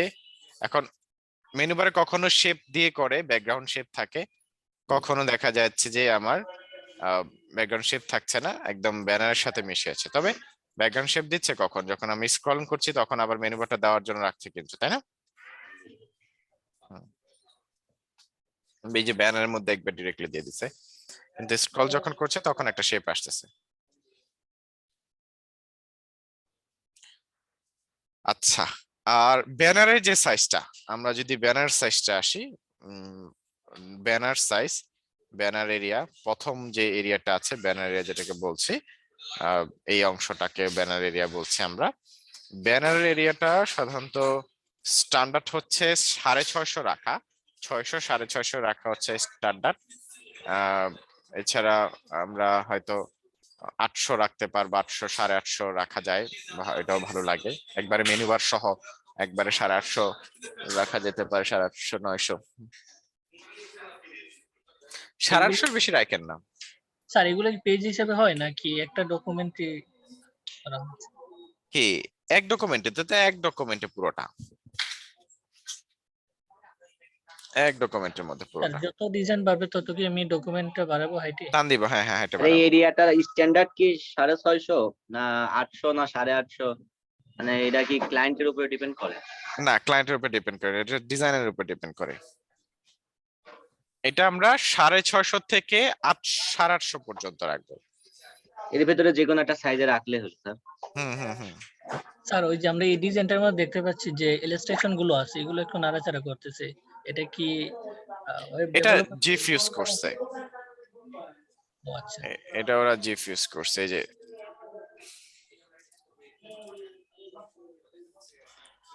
ওরা এটা হচ্ছে ডাইনামিক করছে, অ্যানিমেটেড ইউজ করছে, বুঝছেন? জাভা স্ক্রিপ্টে করো। জাভাস্ক্রিপ্টে করছে, দেখা যাচ্ছে করছে ওরা কোডিং এ করছে ওরা। আচ্ছা, ক্লিয়ার সবাই? জি স্যার। আচ্ছা, তাহলে এটা মেনু বার ব্যানার এরিয়ায় গেল। আর গ্যাপ হচ্ছে আরেকটা দেখতে হবে, সেকশন কত বড় হলো এটা ব্যাপার না, তবে সেকশন, একটা সেকশন থেকে আরেকটা সেকশন যখন শুরু হচ্ছে, দেখেন এখানেও কিন্তু স্টাইল সেম, যে green, blue colour and black, blue and black, blue and black, দেখেছেন স্টাইল কিন্তু সেম রাখছে, ব্লু এন্ড ব্ল্যাক। এইটার ক্ষেত্রে সেকশনের একটা সেকশন থেকে একটা সেকশনের শুরু হওয়ার যে গ্যাপটা আছে মাঝের যে গ্যাপটা, এটা ভাল লাগে হচ্ছে আপনার বর্তমানে সাইজগুলো একটু বাড়ছে, তবে থিম ফরেস্ট স্ট্যান্ডার্ড হচ্ছে 80 থেকে 120 পিক্সেল, 80 থেকে 120 পিক্সেল। স্যার একটা 80 থেকে সেকশন থেকে আরেকটা সেকশন পর্যন্ত 100 হ্যাঁ, 80 থেকে 120 যেমন এখান থেকে 120 পিক্সেল যদি গ্যাপ রাখে, তাহলে এটা শেষ করার পর এটার লাস্ট এজ যেখানে আছে সেখান থেকে আপনার এই পর্যন্ত গ্যাপ রাখছে আবার সেম গ্যাপটা, বুঝেছে? এই যে দেখেন মাঝখানে একটা শেপ আসছে না, শেপ জি শেপ দিয়ে হয়তো বা সেকশনটা আলাদা করছে, এটা থেকে শেষ করে পর্যন্ত রাখছে 120 পিক্সেল। এই যে এটা এই সেকশনটা এখানে শেষ, এখান থেকে আবার এই পর্যন্ত আসছে, গ্যাপ রাখে, একটা নির্দিষ্ট গ্যাপ রাখছে, দেখাচ্ছে? এটা শেষ করে এখান থেকে একটা গ্যাপ রাখছে 120 ধরে, এটা গ্যাপ রেখে 120 ধরে, মানে 80 থেকে 120 পিক্সেল যে কোনো একটা রাখলেই হলো। ইটস বেটার, দেখতেও ভালো লাগবে। বুঝা গেল স্যার? জি স্যার। এরপরে আমরা সেকশন গ্যাপ হয়ে গেলে আসলে তেমন কিছু লাগে না, তবে অনেক সময় আমরা অনেক চিন্তা করি যে একটা সেকশন গ্যাপ দিয়ে কন্টেন্টটা শুরু করলাম, এখন সেকশনের কন্টেন্ট গুলো দেওয়ার পর যে সেকশনের কন্টেন্ট যেগুলো শুরু করবো, টাইটেল দেওয়ার পর যে কন্টেন্ট গুলো শুরু করবো, এটার গ্যাপ কেমন হওয়া উচিত সেটা যদি হিসাব করেন তাহলে অর্ধেক অর্ধেক রাখা যেতে পারে। লাইক এটা যদি 100 ইউজ করেন, তাহলে এটা শেষ করার পর যে কন্টেন্ট শুরু করবেন সেটা তো 50 পিক্সেল গ্যাপ রাখলেন, তাইলেই হলো আর কি। এই যে যেমন এটা যদি 100 ইউজ করেন এখান থেকে এই পর্যন্ত, এই সেকশনটা কিন্তু এখানে শেষ হয় নাই, খেয়াল রাখেন। এই যে দেখেন একটা শেপ এক্সট্রা ইউজ করা মানে হচ্ছে এই সেকশনটার এন্ডিংটা করছে এই জায়গাতে, বুঝা গেল? এই জায়গাতে বা এখানে যেটা ধরছে ধরে আমার তাহলে আরো বেশি জায়গাও পাচ্ছে। এই যে এখান থেকে এই পর্যন্ত ইউজ করলাম, এবং এই কন্টেন্ট দেওয়ার পর টাইটেল দেওয়ার পর, টাইটেল সাবটাইটেল দেওয়ার পর দেন যে কন্টেন্ট শুরু করছে সেটার যে গ্যাপ, মাঝখানে যে গ্যাপ, সেটা হয়তো আমি কন্টেন্টের টাইটেলের যে গ্যাপটা দেব তার অর্ধেক রাখলেই দেখতে সুন্দর লাগে বেশি। অর্ধেক অর্ধেক, 100 হলে 50, 80 হলে 40।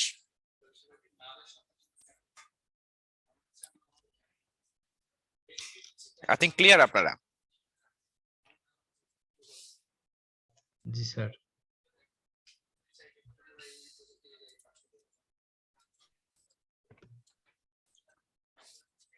ওকে, আশা করছি আর কোনো প্রবলেম হবে না এই জায়গার ক্ষেত্রে। ওয়েবসাইট ল্যান্ডিং পেজ, নানান রকমের landing page, single landing page, single page design. আচ্ছা, আমাদের একটা ওয়েবসাইটকে যখন ওয়েবসাইট বা অ্যাপ তৈরি করি, আমরা সাধারণত ডিরেক্টলি ওয়েবসাইট বা অ্যাপটা তৈরি না করে আগে একটা ওয়্যারফ্রেম করার চেষ্টা করি। ওয়্যারফ্রেমটা করি হলো হাই ফিডেলিটি ওয়্যারফ্রেমটা করে নেই, যাতে আপনার কাজটা করতে সুবিধা হয়। ক্লায়েন্টকে একটা ফরম্যাট দেখিয়ে দেন হলো তার কাছ থেকে অ্যাপ্রুভাল নিয়ে, স্টেক হোল্ডার্সদের কাছ থেকে অ্যাপ্রুভাল নিয়ে দেন ফাইনাল ডিজাইনটা শুরু করি আর কি। এই যে ওয়্যারফ্রেমটা করি, ওয়্যারফ্রেম আসলে কত ধরনের? ওয়্যারফ্রেম সাধারণত 2 ধরনের 3 ধরনের হিসাব করা হয়। ওয়্যারফ্রেম কোনগুলো? ওয়্যারফ্রেম হচ্ছে এই ওয়্যারফ্রেম।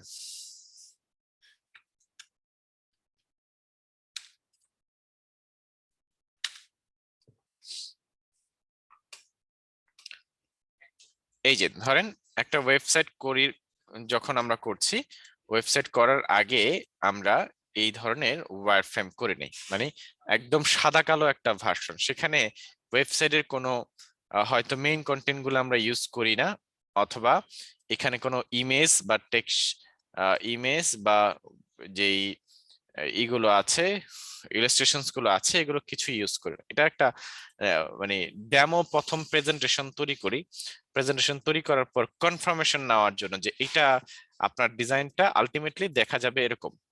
এবং যখন কমপ্লিট করে ফেলি, মানে এটা যখন শেষ হয়ে যায়, এটা যখন অ্যাপ্রুভাল চলে আসে, আফটার দেন আমরা হচ্ছে ক্লায়েন্টের মেইন কালার ভার্সনটা ধরি আর কি। ধরেন পুরোটাই যদি বলি যে হাই ফিল্ডে পুরোটাই ডিজাইন হয়ে যায়, তবে কালার টালার দেওয়ার আগে দিতে তো সময় লাগবে, ইমেজ খুঁজে বের করে এই সমস্ত দিতে তো সময় লাগবে। মোটামুটি কন্টেন্ট দিয়ে রেডি করে ফেলে অথবা লরমিপসাম দিয়ে এটা রেডি করে ফেলি। রেডি করার পর একটা লেআউট বোঝার চেষ্টা করি যে লেআউটটা এই ধরনের হয়েছে, আমার সবকিছু ঠিকঠাক মতো এই ধরনের হয়েছে, এবং ক্লায়েন্টকে দিলে ক্লায়েন্ট যখন দেখছে যে সে পারফেক্ট বলে দিলে আমরা পরবর্তীতে বাকি কাজগুলো টুকটাক যে কারো কাজগুলো আছে, নিখুঁত কাজগুলো আছে, সেগুলোকে কমপ্লিট করে ফেলি। আর আছে এগুলোকে এটাকে আমরা এডিটে যদি ফাইল চাই সেক্ষেত্রে আমরা সাদা কালো দিয়ে আগে ফ্রেম মূলত তৈরি করে হ্যাঁ, ক্লায়েন্টকে এটাকে দেওয়া বলা হয় লাগবে। ওয়্যারফ্রেম। হ্যাঁ, এটাকে বলা হয় ওয়্যারফ্রেম, এবং এই ওয়্যারফ্রেমটাকে হাই ফিডেলিটি ওয়্যারফ্রেম বলছে। কি বলছে? হাই ফিডেলিটি ওয়্যারফ্রেম বলছে।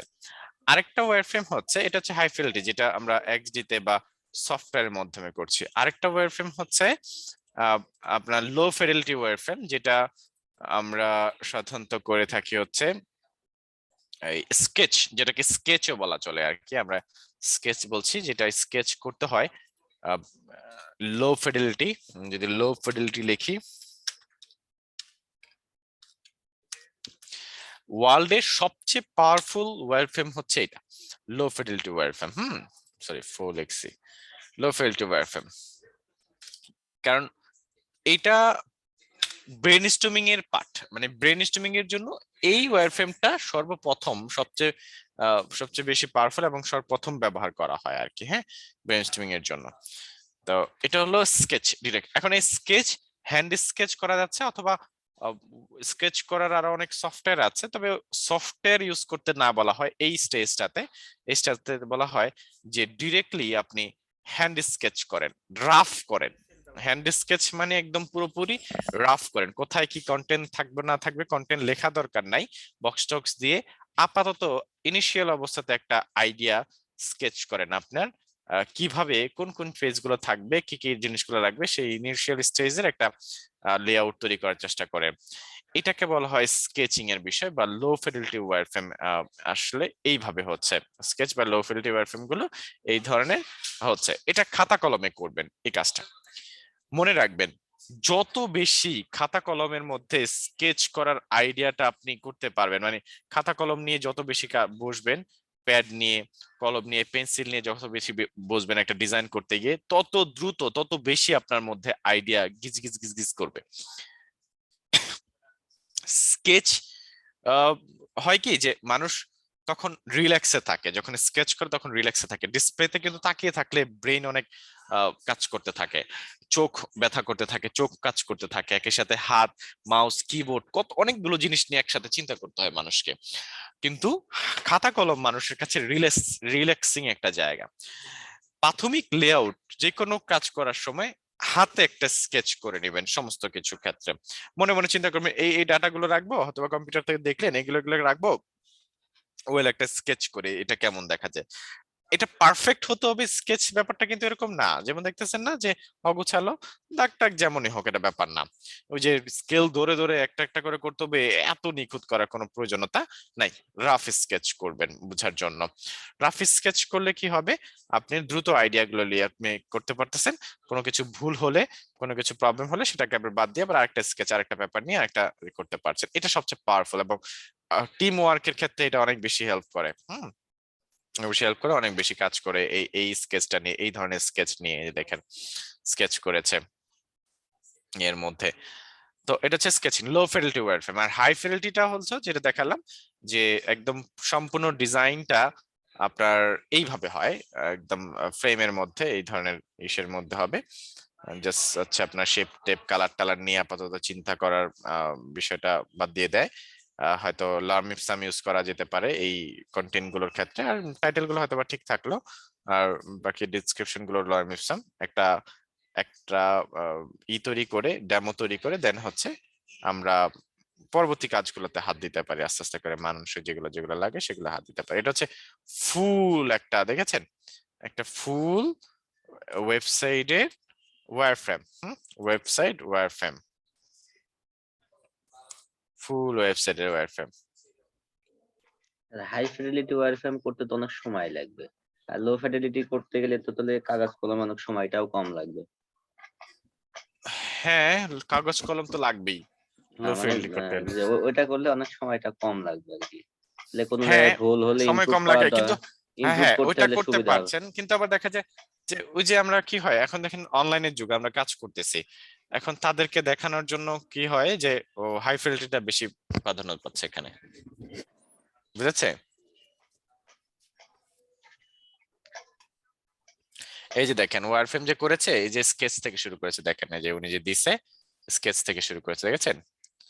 স্কেচ করছে আগে, স্কেচের একটা কারণ ঠান্ডা মাথায় আপনি যে কোনো জায়গায় বসে কিন্তু স্কেচটা করে ফেলতে পারেন, তাই না? স্কেচটা করে স্কেচে কালার টালার ছবি টবি নিয়ে চিন্তা না করে, কারণ ওগুলো তো সময় বেশি খায়। আপাতত অবস্থাতে একটা হাই ফিল্ডি ওয়ারফ্রেম যেমন এটার থেকেও কিন্তু পরিবর্তন আসে, স্কেচ করার পরে স্কেচের মধ্যে যা আছে তাই কিছু না, হয়তো ডিজাইন করতে গেলে আরো পরিবর্তন চলে আসে, আরো পরিবর্তন আসছে, সেইভাবে রাখলাম।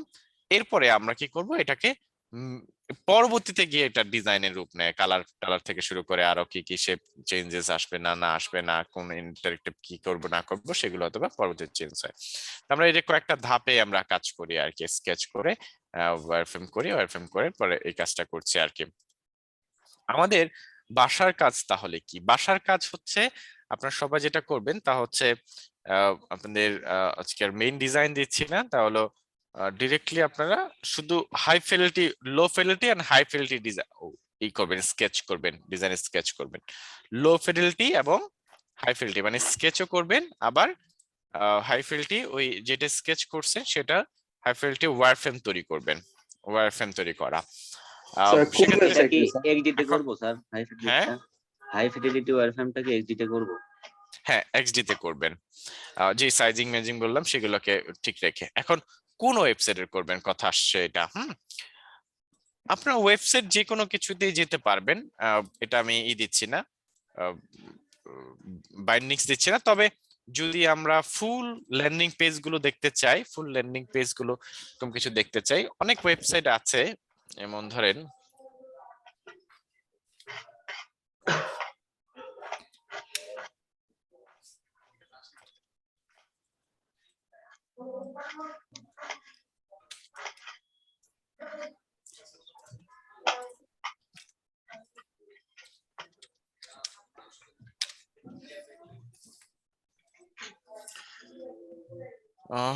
যেমন ওয়ান পেজ লাভ একটা দেখাচ্ছে টেমপ্লেট,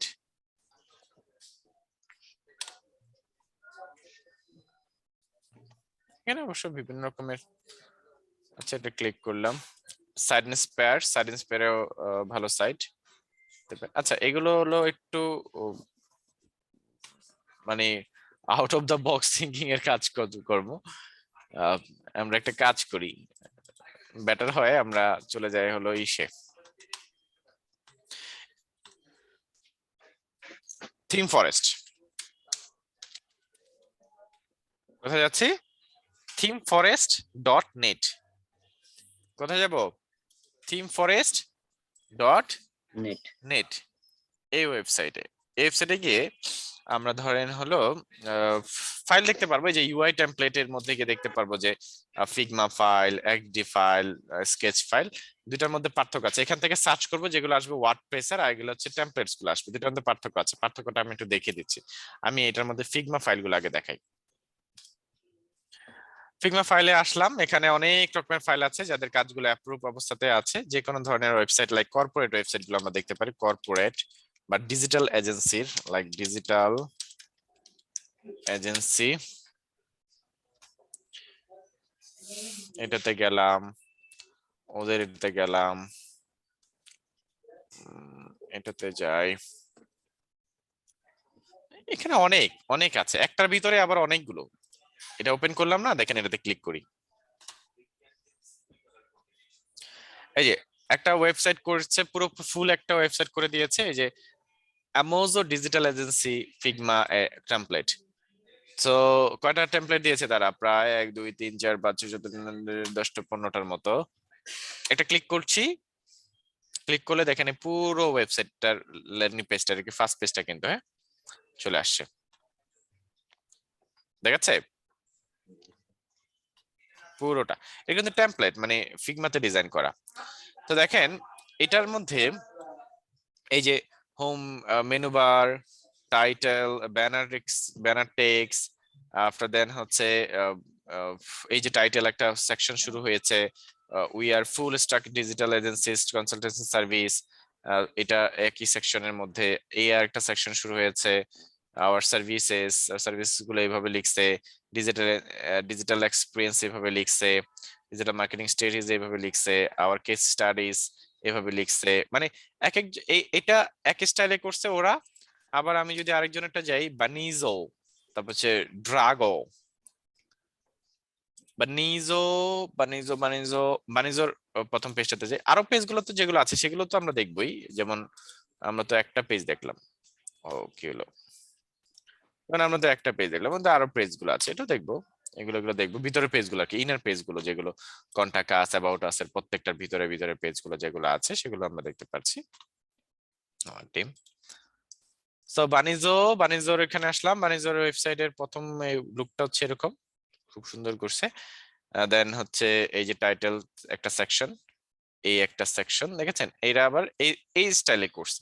এক একজন এক এক স্টাইলে করবে, কেউ ডানে রাখবে, কেউ বামে রাখবে, কেউ টাইট আইকন উপরে দিবে, কেউ আইকন বাম পাশে দিচ্ছে, কেউ সেন্টার এলিমেন্ট রাখছে, কেউ লেফট এলিমেন্ট রাখছে, কালারের পরিবর্তন আসছে, এক একজন এক এক রকম ইউজ করবে, এটা স্বাভাবিক, এটা নিয়ে কোনো বিষয় না। তো এই যে পুরো ডিজাইনটা দেখে দেখে দেখে দেখে আপনারা হলো এই করেন, এই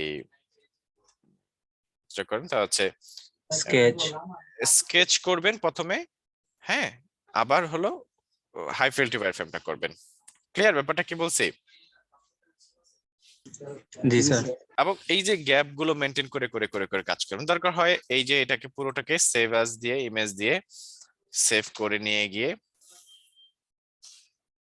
ওপেন করে নেবেন। ফিগমাতে ওপেন করলাম, সরি স্যার, স্কেচে তো স্পেসিং এর বিষয় নাই, ওইটা কোন স্পেসিং মানে স্কেচ যখন করব ওইটা না না, ওখানে তো অত বেশি মেনটেন করা যাবে কিনা, করবো তো আমরা হাই ফিল্ডটিতে। ধরেন এটা কতটা করছে, 1920 পিক্সেলে করছে, কততে 1920, দ্যাটস মিন ডকুমেন্টটা নিয়েছে কততে 1920-এ, যেমন আমাদেরটা এখন আছে বর্তমানে কত 1920। কাজ করেছে কতটুকু এরিয়া সেটা যদি আমরা একটু খুঁজে বের করার চেষ্টা করি, তাহলে আমরা হয়তো এখান থেকে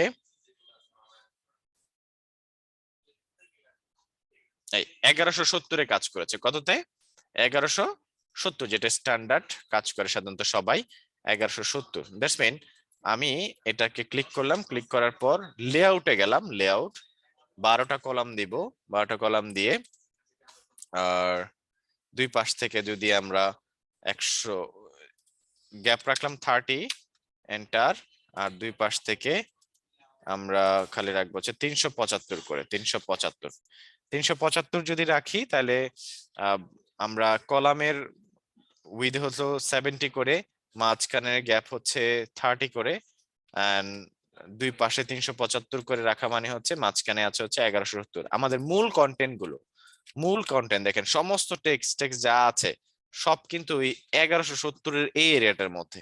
এই দেখতে পাচ্ছেন কিছু ভিডিও অংশ চলে গেছে, এটা কোনো ব্যাপার না, এটা যেতে পারে। দেখেন সমস্ত কন্টেন্ট গুলো কিন্তু এইটুকুর ভিতরেই রাখার চেষ্টা করেছে, এর বাইরে কোনো তথ্য যায় নাই। খেয়াল করেছেন? এর বাইরে কোনো কন্টেন্ট গিয়েছে? শেপ টেপ যেতে পারে, এটা ব্যাপার না, শেপ পুরোটার মধ্যেই হবে।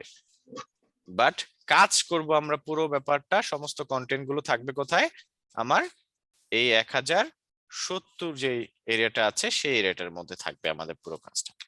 হ্যাঁ, আপনাদের জন্য একটা সাজেশন যে আপনারা চাইলে 1920 ডকুমেন্টে গিয়ে 1170-এ কাজ করতে পারেন, অথবা আরটাও করতে পারেন, সেটা হচ্ছে 1440-এ রেখে সেটাও আপনারা 1170-ই কাজ করেন, সেক্ষেত্রে হয়তো বা দুই পাশ থেকে গ্যাপ হবে হচ্ছে 135 করে, 135 করে দুই পাশ থেকে গ্যাপ। বুঝা গেল? তবে থিম ফার্স্ট থেকে যেগুলোই না পাবেন সবগুলোই দেখবেন যে 1920-এ করেছে 1170-এর কন্টেন্ট। ক্লিয়ার আপনারা? জি স্যার। আচ্ছা, এখন বিষয় হচ্ছে আপনারা মাল্টিপল ওয়েবসাইট দেখবেন, মানে অনেক ওয়েবসাইট দেখবেন। এই ওয়েবসাইট যত দেখবেন, মানে ডিজাইন যত দেখবেন অন্যেরটা, তত আইডিয়া ওপেন হবে ব্রেনের মধ্যে যে আমাকে আমরা কত ভাবে এক একটা তথ্যকে কত ভাবে প্রেজেন্ট করতে পারি। যেমন অ্যাবাউট আসটা এখানে একটা ইমেজের স্টাইল দিয়েছে, ব্যাকগ্রাউন্ডে ছোট্ট একটা শেপ, একটা স্টাইল রাখার চেষ্টা করেছে, অ্যাবাউট আসে কন্টেন্ট দিয়ে, দেন এখানে button, read more, watch video এরকম অপশন দিয়েছে। এর আগে যে আমরা টেমপ্লেটটা দেখেছি সেখানে হয়তো অ্যাবাউট আসটা আরেকটু ভিন্নভাবে রেখেছে, যেমন অ্যাবাউট কোম্পানি এই স্টাইলে রেখেছে। এখানে কিছু দুইটা টাইটেলও ইউজ করার চেষ্টা করেছে, এখানে রিড মোর দিয়েছে। হ্যাঁ, এরপরে দেখেন এখানে অ্যাবাউট আস এর নিচে এখানে হচ্ছে আওয়ার সার্ভিসেস, আওয়ার সার্ভিসটা হচ্ছে এই স্টাইলটা ফলো করছে। আবার আমরা এর আগের কন্টেন্ট হচ্ছে আওয়ার সার্ভিসেস গুলো তারা দিয়েছে এই স্টাইলে। দেখেন একই জিনিস কিন্তু জাস্ট হচ্ছে স্টাইলটা পরিবর্তন। আমি দুইটাকেই নামাই।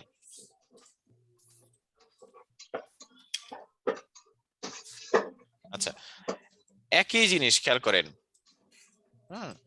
1920 এটাও একই জিনিস, একই রকমের তথ্যগুলো, জাস্ট স্টাইলের পরিবর্তন। এরকম অনেকগুলো ডিজাইন নামাবেন, অনেকগুলো ডিজাইন নামাবেন। তারপর আচ্ছা রিডিজাইনের সময় এগুলো বলবো না আমরা কি করা যেতে পারে।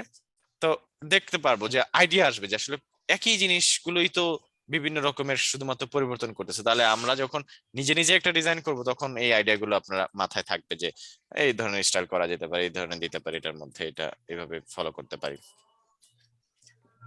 তাহলে আলটিমেটলি আমাদের কাজ হচ্ছে স্কেচ এন্ড হাই ফিdelity ওয়্যারফ্রেম। সবাই আশা করছি ক্লিয়ার হয়েছেন বিষয়টা, না? আইডিয়া পাওয়া গেল একটা ওয়েবসাইটের জন্য কি কি করতে হবে আমাদের। একদম গুনে গুনে করেন দরকার হয়, এই যে নামিয়ে এইভাবে নামিয়ে একদম সাইজ গুলো বুঝে বুঝে বুঝে বুঝে, লাইক ধরেন এইভাবে শেপ নিয়ে নিয়ে একটা একটা করে দেখেন, শেপ নিয়ে নিয়ে এভাবে টেনে টেনে দেখবেন যে কত করে গ্যাপ ইউজ করছে বা কি ইউজ করেছে না করে ইউজ করেছে, এই গ্যাপ গুলো টেনে টেনে টেনে টেনে দেখেন। তাইলে কাজ আরো বেশি শিখবেন, বুঝবেন যে আসলে কি করতেছে, কি করতেছি আমরা, কিভাবে কিভাবে করা উচিত। এটার মধ্যে এরকম ইউজ করছে, এটার মধ্যে ওরা কত দিয়েছে আমরা যদি দেখতে চাই, ওরা ওরা আরো বেশি, কিংবা এইখান থেকে হয়তো তারা মিলিয়েছে, রাইট সাইডে সমান রাখছে, রাইট সাইডে সমান রাখছে কারণ এটা এই পাশ থেকে এটার সাথে থেকে এরিয়াটা। আবার হচ্ছে এইটার ক্ষেত্রে ওরা এই টাইটেলটার ক্ষেত্রে কিভাবে কাজ করেছে। এই যে ব্যাপারগুলো আছে না, এগুলোকে আমরা আমরা অবজার্ভ করতে পারবো। হ্যাঁ, ঠিকঠাক মতো দেখবেন যে গ্যাপ গুলো কিভাবে মেনটেন করছে, শেপ নিয়ে নিয়ে দরকার হলে গ্যাপ মেনটেন করবেন আপনারা বিভিন্ন সময় কাজ করতে গিয়ে। আমরা তো নরমালি করতেই পারি, যেমন দুইটা টাইটেল নিয়ে দুইটাকে সিলেক্ট করলে এখানে, আচ্ছা এখানে গ্যাপ দেয় না,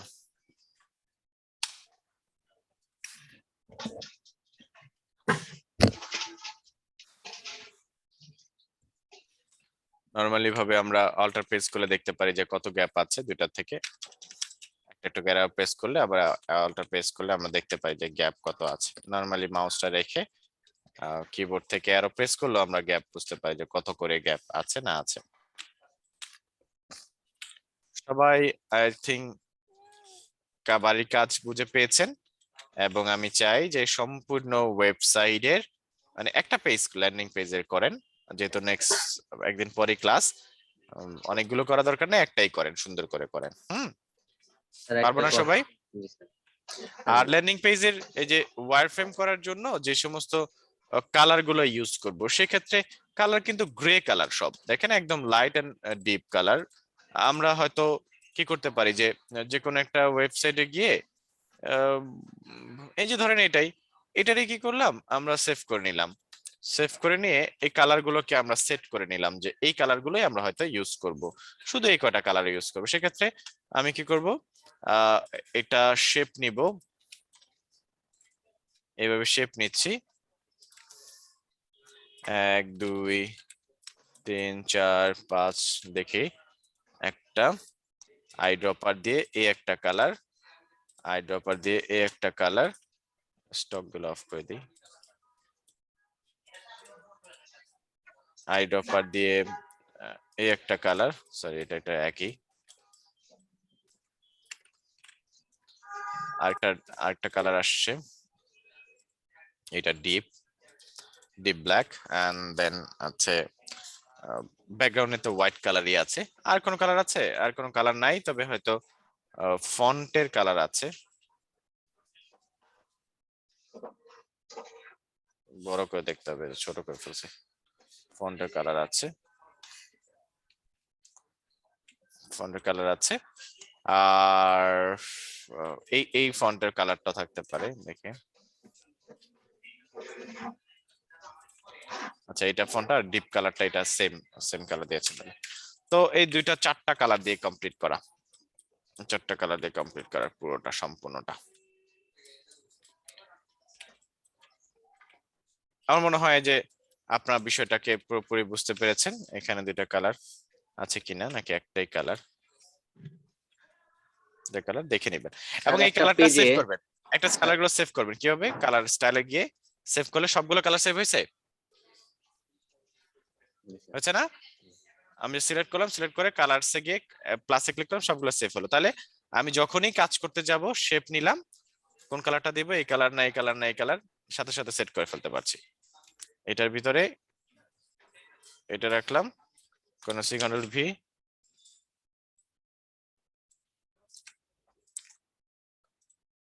বা এটা ব্যাকগ্রাউন্ড এই কালার আর এটা হচ্ছে এই কালার, বুঝছেন? হয়ে গেল,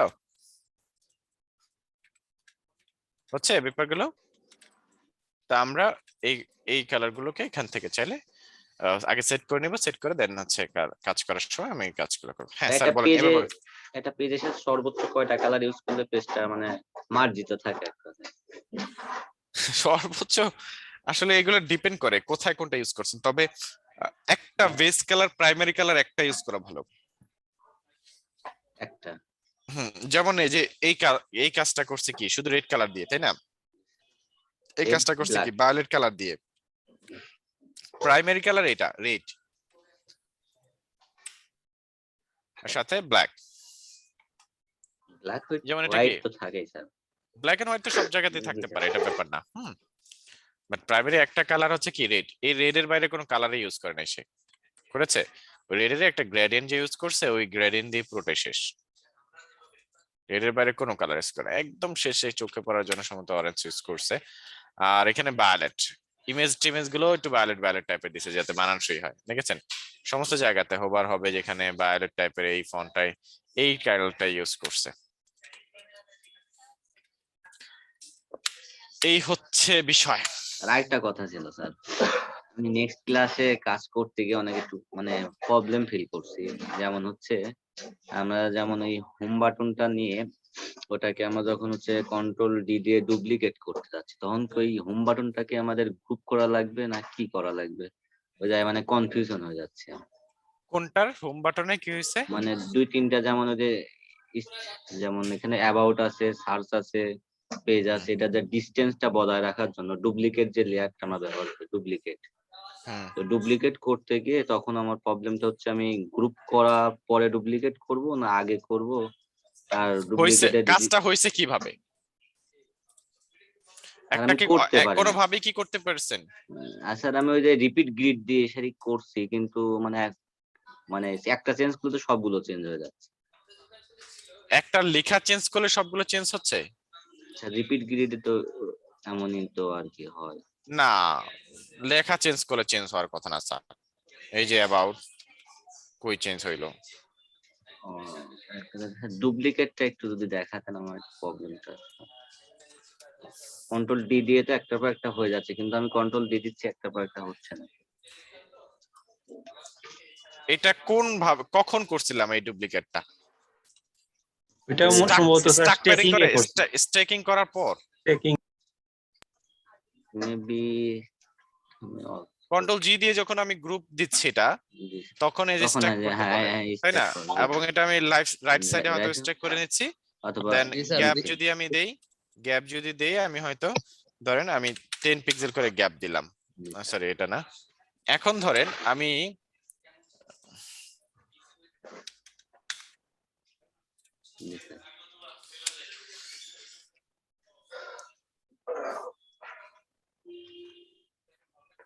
সেটা কি করেছিলাম আমি কাজ? এটা স্যার টান দিয়ে এসে ওটার একটা দূরত্ব ওখান থেকে কমা বাড়া করা গেল আর কি, যেমন ডুপ্লিকেট দেওয়া গেল এরকম। টান দিয়ে রাখলাম যে, জি স্যার, এবার কন্ট্রোল ডি প্রেস করলে খালি ধাপে ধাপে বাড়ছিল, একটার পর একটা আসছিল। এখানে কি এটাই করছিলাম?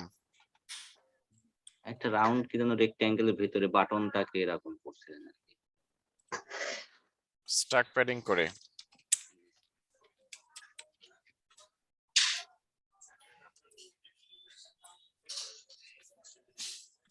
এটা তো প্যাডিং তো এরকম হওয়ার কথা না।